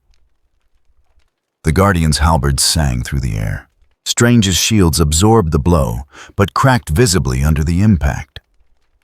He was already casting Summoning the Seven Sons of Cinnabus. But the spell manifested at reduced intensity. The death energy dampened its power. Ainz observed with clinical interest. Strange was adapting, compensating for the environmental penalties, but fighting defensively. He wasn't trying to destroy the Guardians, merely survive long enough to assess the situation fully. Smart, but ultimately insufficient. "Time stop," Ainz intoned, activating one of his most powerful temporal spells. Reality froze. Strange hung suspended mid-gesture, his latest incantation incomplete. The Guardians stopped as well, immune to the effect, through their connection to Ainz. He had approximately 9 seconds of subjective time before the spell expired. Ainz walked forward calmly, staff in hand, until he stood directly before the frozen Sorcerer Supreme. He could kill Strange now. A single reality slash would end Earth's mystical defender before the battle truly began. But that would eliminate a valuable intelligence source and create martyrdom that might galvanize Earth's heroes into coordinated response.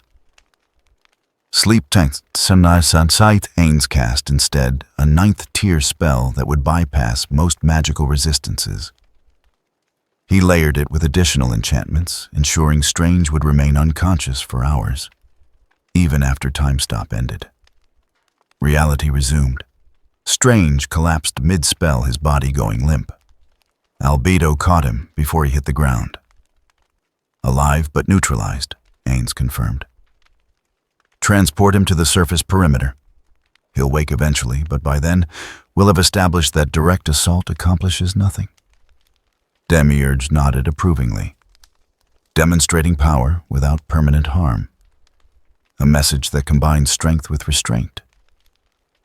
Brilliant Ainz Sama. Actually, Ainz just didn't want to deal with the political complications of killing Earth's Sorcerer Supreme. But Demiurge's interpretation sounded better. Johnny Blaze made his second attempt 4 hours after Strange's defeat. The Ghost Rider burned through the dead zone with hellfire blazing, no longer attempting subtlety.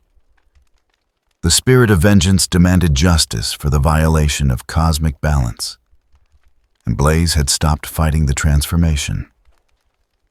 Death magic cannot stand before divine flame.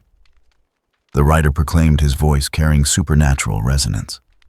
"The guilty will burn." Ainz watched the flaming skeleton roar toward Nazarick's outer defenses with something approaching boredom. He'd prepared specifically for entities like this after the first encounter.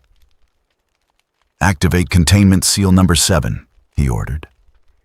Runes flared to life across the tunnel floor, forming a binding circle designed specifically for divine and infernal entities. The Ghost Rider crashed into the barrier with enough force to crack stone, but the seal held. Hellfire splashed against invisible walls without effect. "Your righteous fury is noted," Ainz said conversationally. "Unfortunately, it's also irrelevant. These wards were specifically designed to contain beings that draw power from higher authorities. Your flames cannot penetrate." The rider raged, testing the barrier from every angle. Chains of hellfire lashed out, seeking weakness. The spirit called upon its various supernatural abilities, attempting everything from penance stare to soul destruction. Nothing worked. After 15 minutes of futile assault, Blaze's human consciousness reasserted control. The flames died down, leaving a man slumped against the barrier, exhausted and defeated. "How?" Blaze gasped. "The spirit should be able to... Nothing should... Your spirit operates on this reality's rules," Ainz explained. "My magic does not. Advantage Nazarick." He left Blaze trapped in the containment circle, not dead, not permanently bound, but sealed away for the immediate future. Another message attacking Nazarick led to defeat and not death. Strategic deterrence rather than brutal retaliation. The X-Men's reconnaissance team arrived at dusk. Cyclops led the group, personally supported by Jean Grey, Storm, and Wolverine. They weren't attacking, not yet. But their intentions were clear enough. "There are civilians in the affected area," Cyclops broadcast on an open channel. "We're evacuating them. Don't interfere." Ainz considered the request. There were indeed some homeless populations in the outer dead zone, people who'd established makeshift shelters in the abandoned infrastructure. He'd mostly ignored them, considering them beneath notice. But letting the X-Men operate freely in his territory set bad precedent. "You may have the civilians," Ainz replied, "but you leave our territory immediately after. No investigation, no scanning, no intelligence gathering." "Agreed." Cyclops said, probably lying. The X-Men moved efficiently, locating the scattered homeless camps and teleporting people to safety through Jean's telekinesis. Ainz watched without interfering, counting down until they inevitably broke the agreement. It took 8 minutes. Wolverine separated from the group, enhanced senses following Nazarick's scent deeper into the dead zone. Jean's telepathy swept across the area, probing for minds and magical signatures. Time stop. Reality froze again. Ainz moved calmly through the suspended scene, observing the X-Men's positions. Cyclops' mid-gesture visor glowing, Storm with lightning gathering around her hands. Jean's telekinetic field half-formed. Wolverine frozen mid-leap. He could kill them all right now. Reality's slash would carve through Wolverine's healing factor faster than it could compensate. Grasp Heart would stop Cyclops' heartbeat instantly. But again, martyrdom served no purpose. And the X-Men had actually tried peaceful approach first. Reality slash domes. Ainz cast, but not at the heroes. Instead, he carved through the tunnel structure around them, creating a controlled collapse that would trigger the moment time stop ended.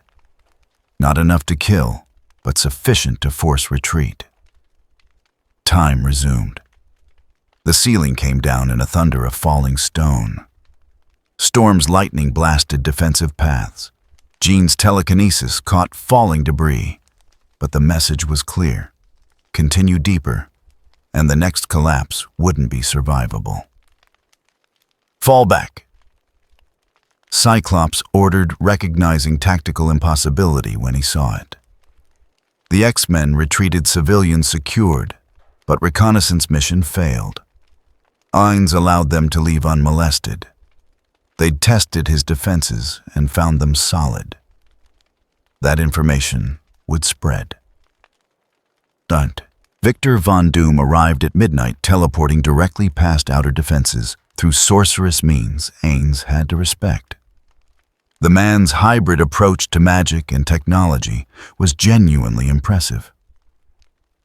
"Doom comes in peace," the armored figure announced, his voice carrying metallic resonance, "to negotiate with the power that has claimed this territory."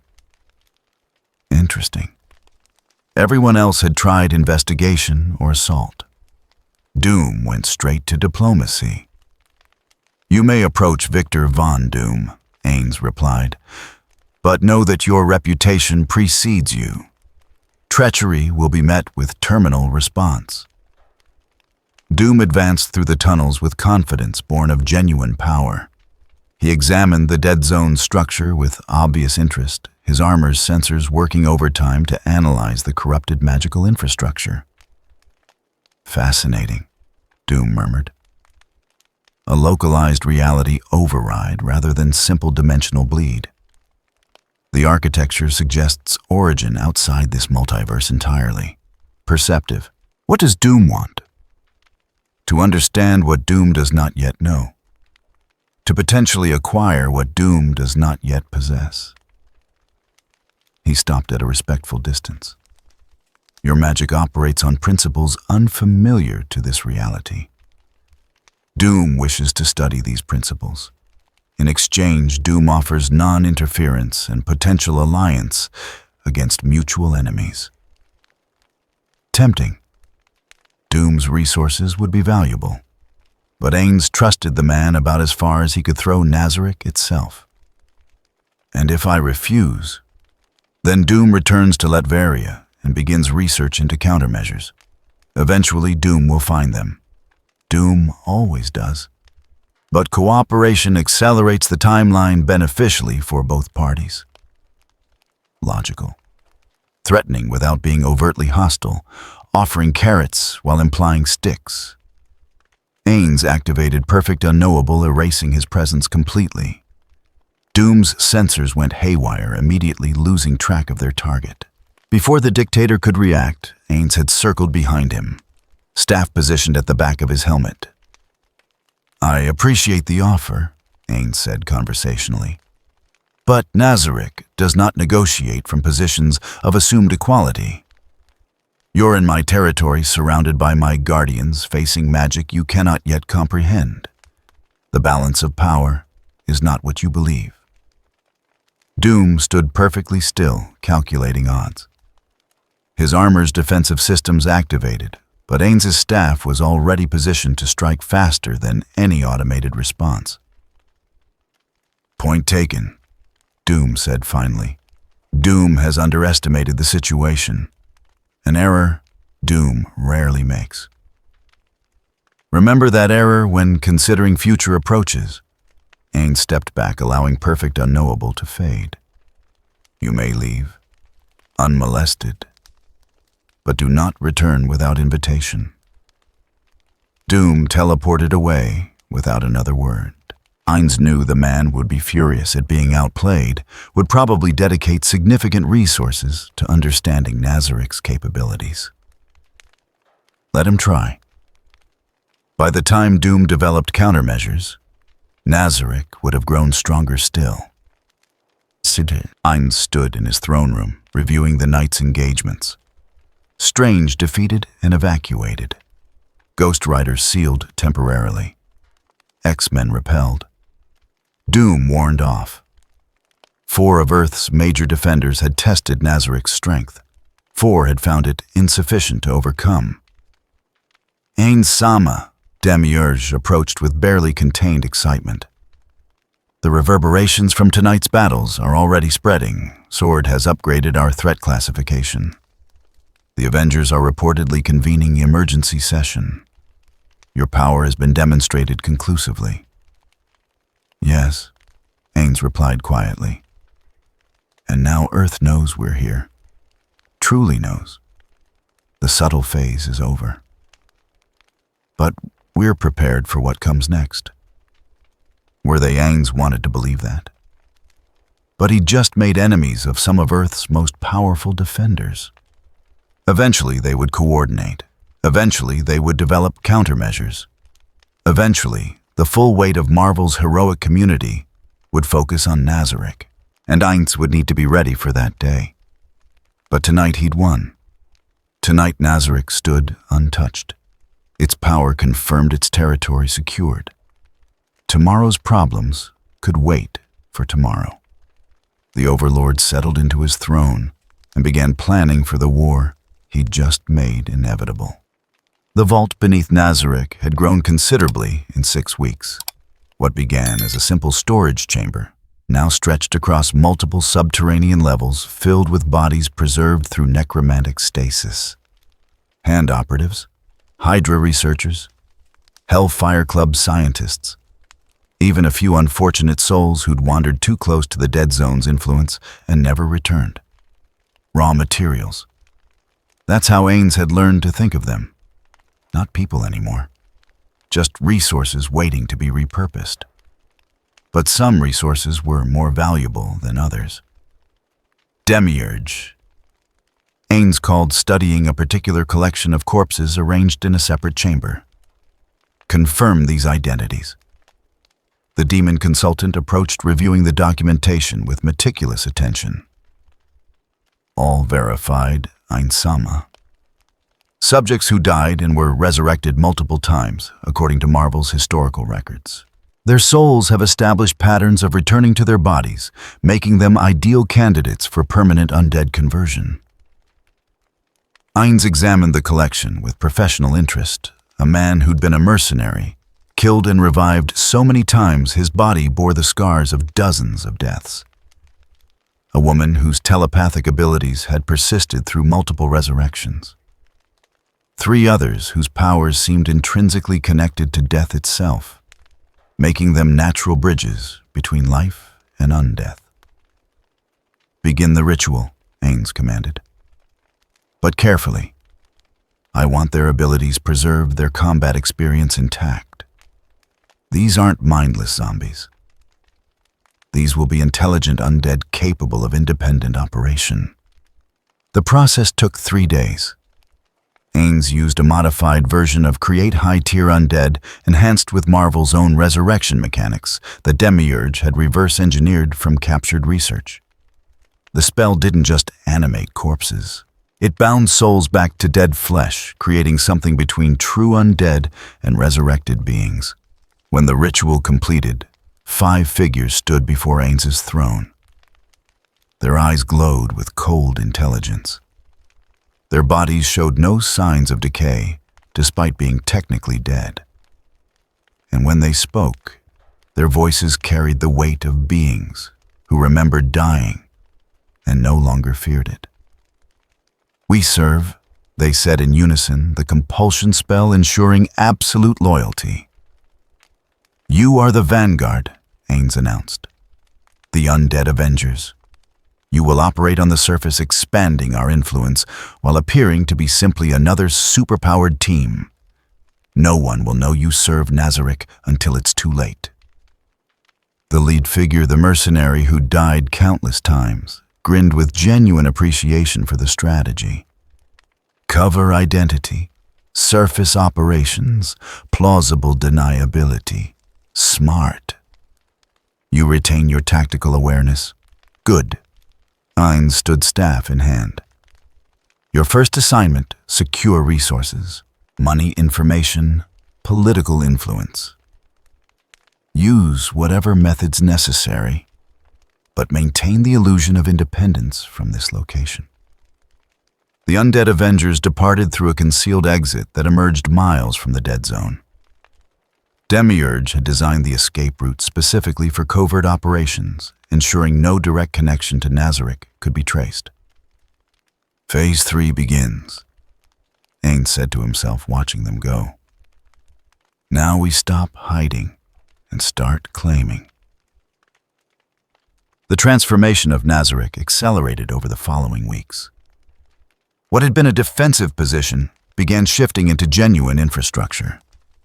Demiurge oversaw the expansion using captured dark force research and dimensional theories stolen from Hydra to literally fold space around their territory.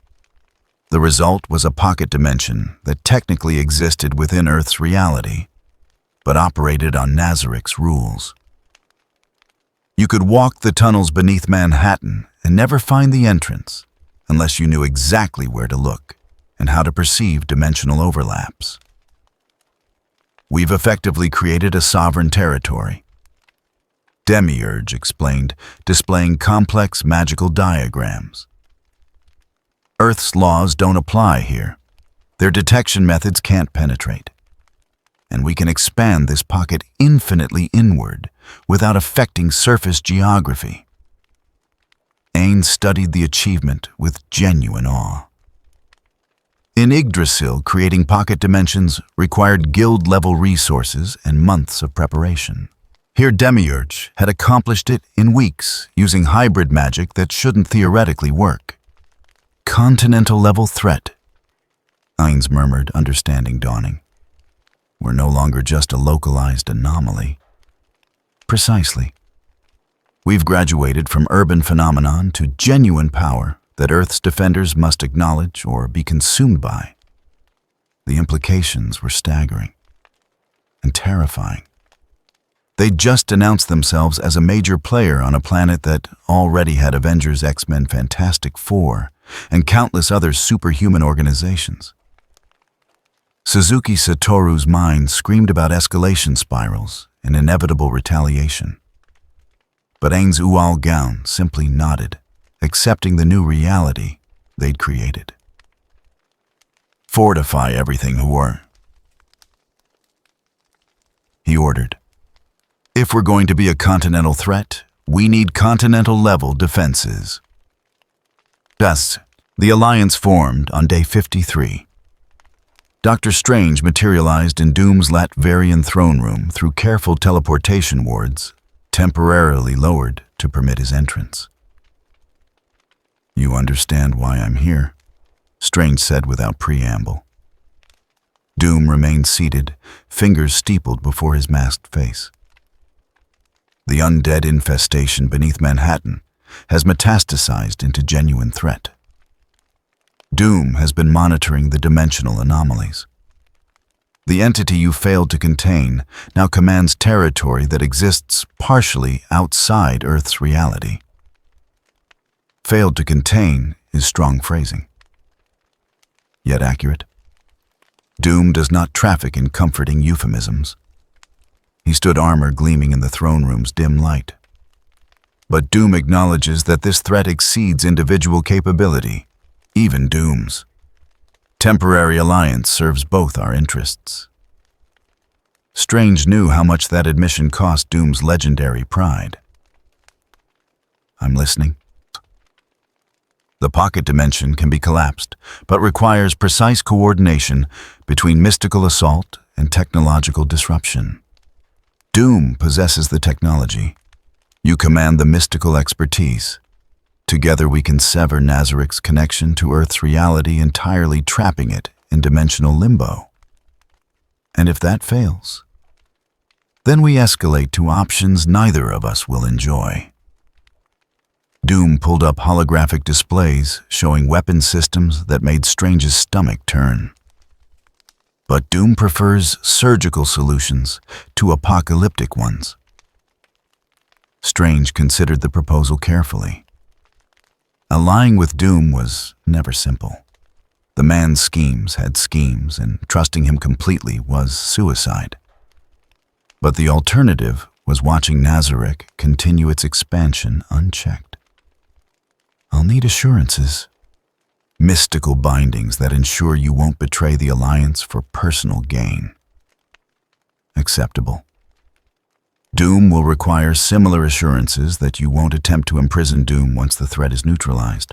But they spent 3 hours negotiating terms, establishing mystical contracts that would punish betrayal with lethal consequences. By the time Strange departed, they had the foundation for coordinated assault. Nazarick's expansion would stop, one way or another. Ainz felt the shift in Earth's defenders' posture immediately. The scattered individual probes stopped. Instead, he detected coordinated surveillance, multiple factions, sharing intelligence resources being marshaled for something larger than previous engagements.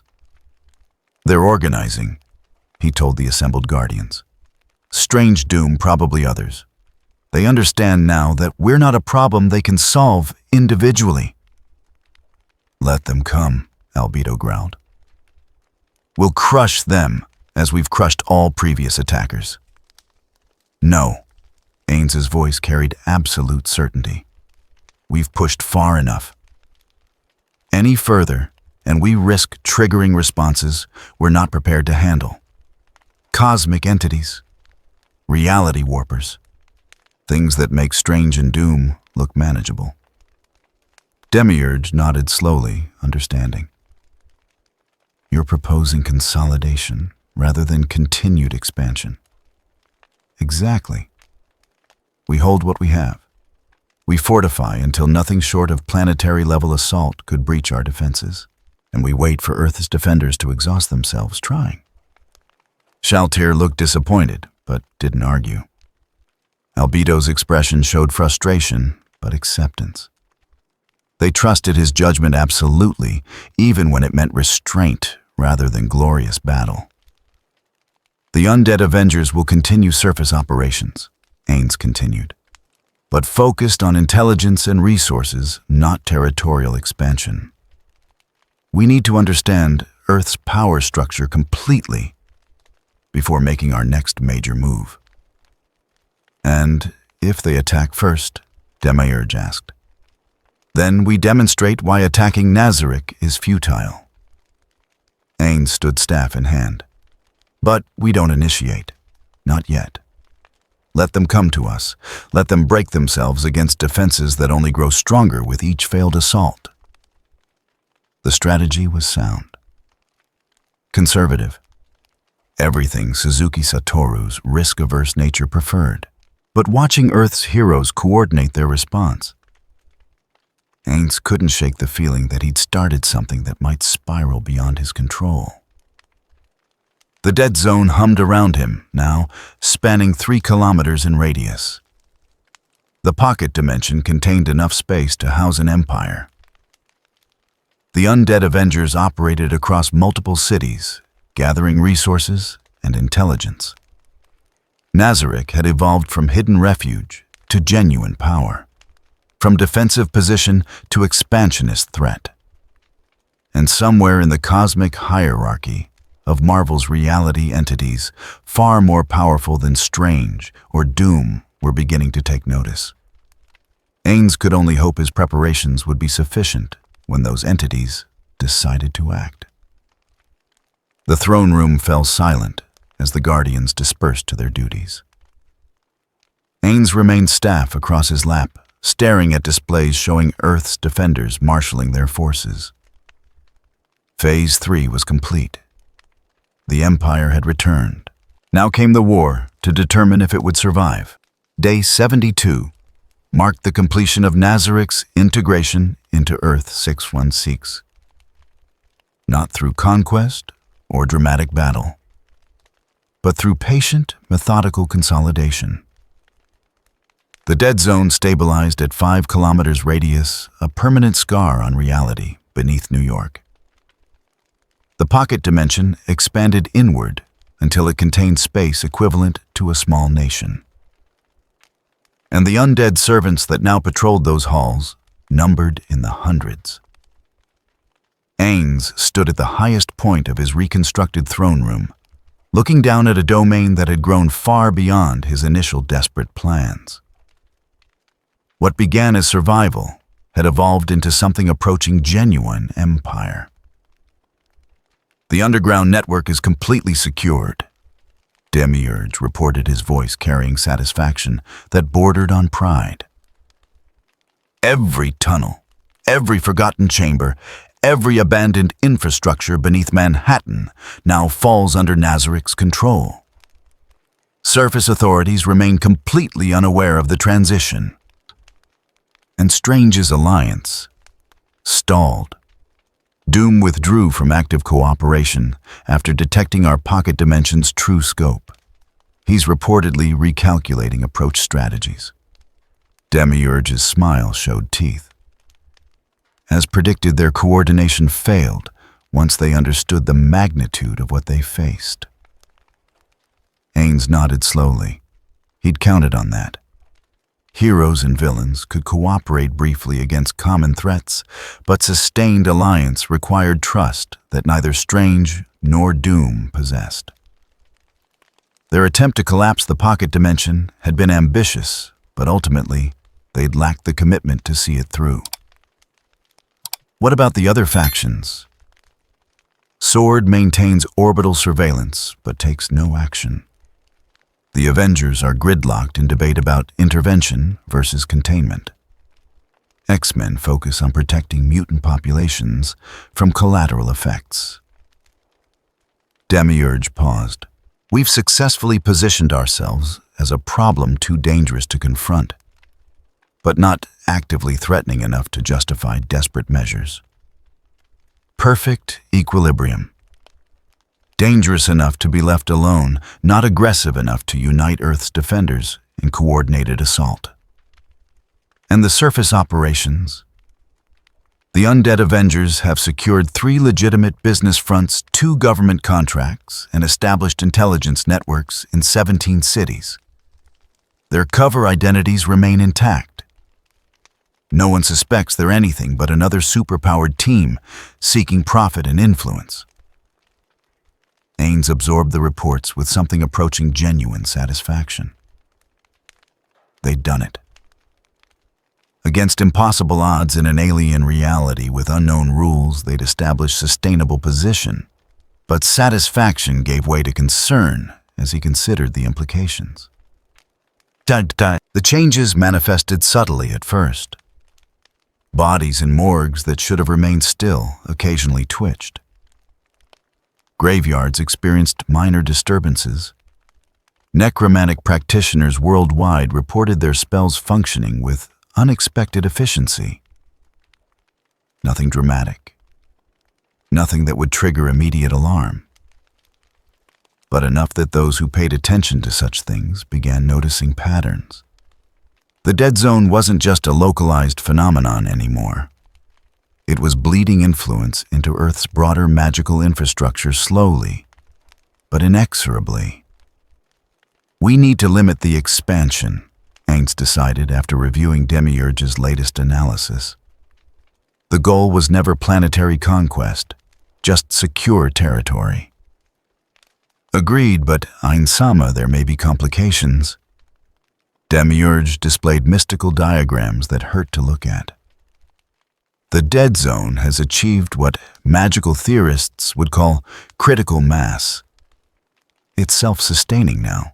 Even if you withdrew the spell completely, the transformation would persist for decades. Ainz felt cold dread settle into his non-existent stomach.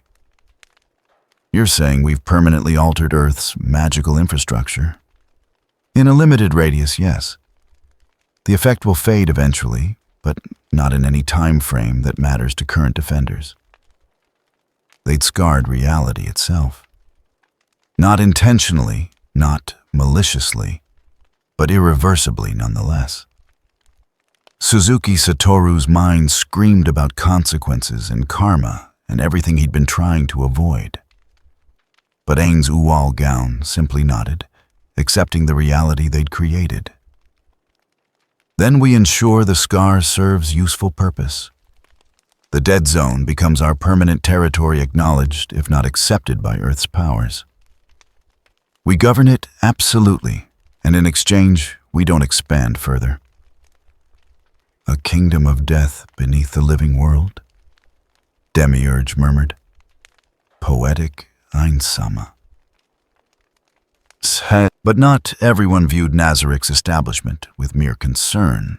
In spaces between spaces where reality bent according to rules, incomprehensible to mortal minds, eternity stirred.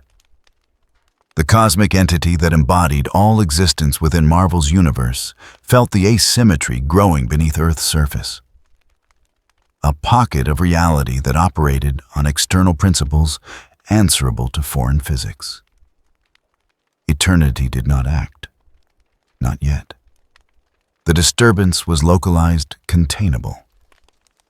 But it watched with attention that cosmic beings rarely directed toward planetary phenomena. In dimensions sealed behind reality's walls, Cthon whispered through cracks in his prison. The elder god of chaos magic sensed opportunity in the dead zone's corruption. A weakness in Earth's defenses that might, with proper manipulation, become an avenue for influence. The whispers reached no one. Not yet. But they persisted, patient and malevolent. And in realms beyond even eternity's scope, the living tribunal observed silently. The entity that maintained balance across all realities, calculated probabilities, assessed threats, and found the situation acceptable. For now. The scales had tilted, but not broken. Reality remained fundamentally stable, but the tribunal's attention had been drawn. And once drawn, it rarely looked away. Stephen Strange felt the shift in cosmic attention like pressure against his temples. He stood in the sanctum's observation chamber, watching mystical displays that tracked Nazarik's stabilized position. "It's done," he said to Wong. "Whatever we might have done to stop it, the window has closed. The dead zone is permanent. Can we destroy it? Possibly. But the cost would be catastrophic. We'd need to tear through dimensional fabric that's already damaged.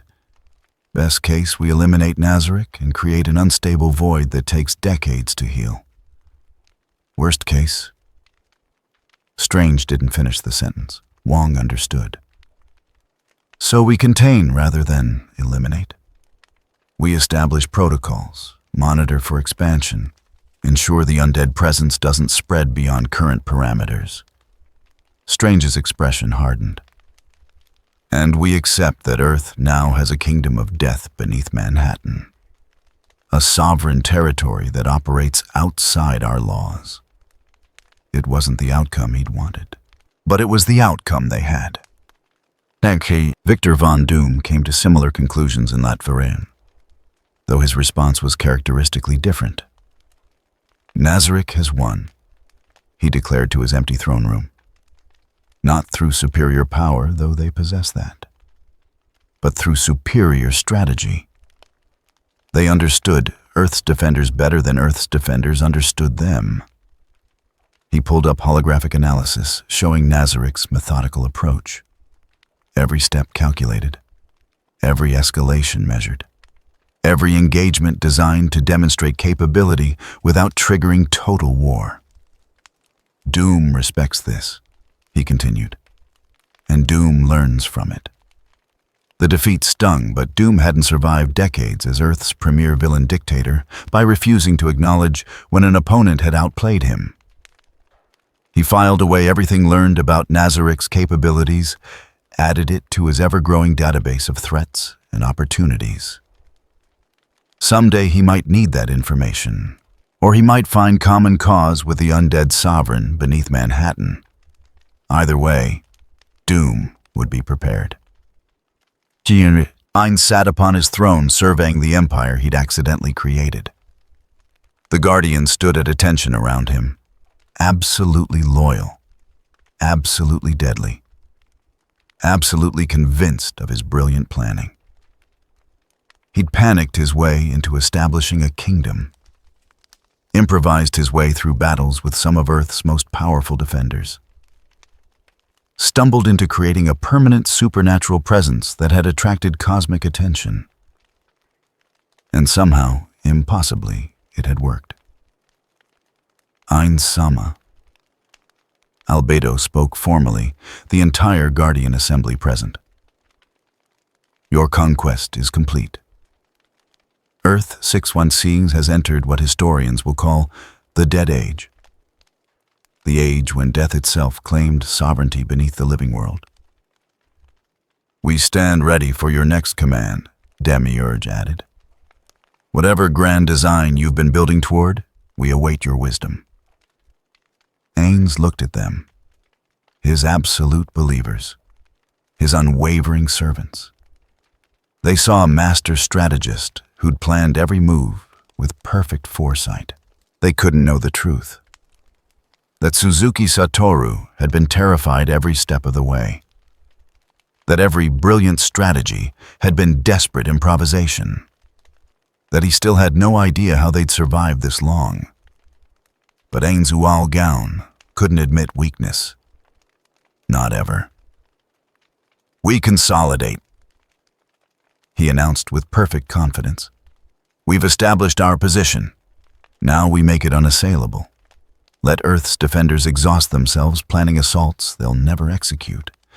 Let cosmic entities watch and calculate while we grow stronger." "And when they finally act?" Shaltair asked. "Then they discover that attacking Nazarick was a mistake." Ainz stood staff in hand. Death is patient. Death is inevitable. And death now has a kingdom on Earth 616. The Guardians bowed, accepting his decree without question. Alone in his thoughts, Ainz allowed himself one moment of honest assessment. They'd started something enormous. Changed reality in ways that couldn't be undone. Attracted attention from entities that could probably destroy them effortlessly if they chose to act. But they'd also survived. Thrived even, against impossible odds in an impossible situation. Suzuki Satoru might have been an ordinary salaryman once. But Ainz Ooal had become something else entirely. A sovereign of death in a universe of heroes. A permanent presence in Marvel's reality. And somewhere in the cosmic hierarchy, entities were beginning to take notice. The Dead Age had begun. And Ainz Ooal would face whatever came next with the same strategy that had brought him this far. One careful, calculated, absolutely terrified step at a time. The throne room fell silent. Outside, the dead zone hummed with eternal energy. Above, Earth's defenders watched and waited. Beyond, cosmic entities calculated and observed. The first arc was complete. The kingdom established. Now came the harder part, keeping it. But that was a problem for tomorrow. Tonight, Ainz allowed himself to believe they might actually survive this. It was perhaps the most dangerous delusion of all. But it was also the only thing keeping Suzuki Satoru's sanity intact. So he accepted it, embraced it, and prepared for the wars that were surely coming. The overlord of death sat upon his throne, and reality bent around him. The Dead Age had begun,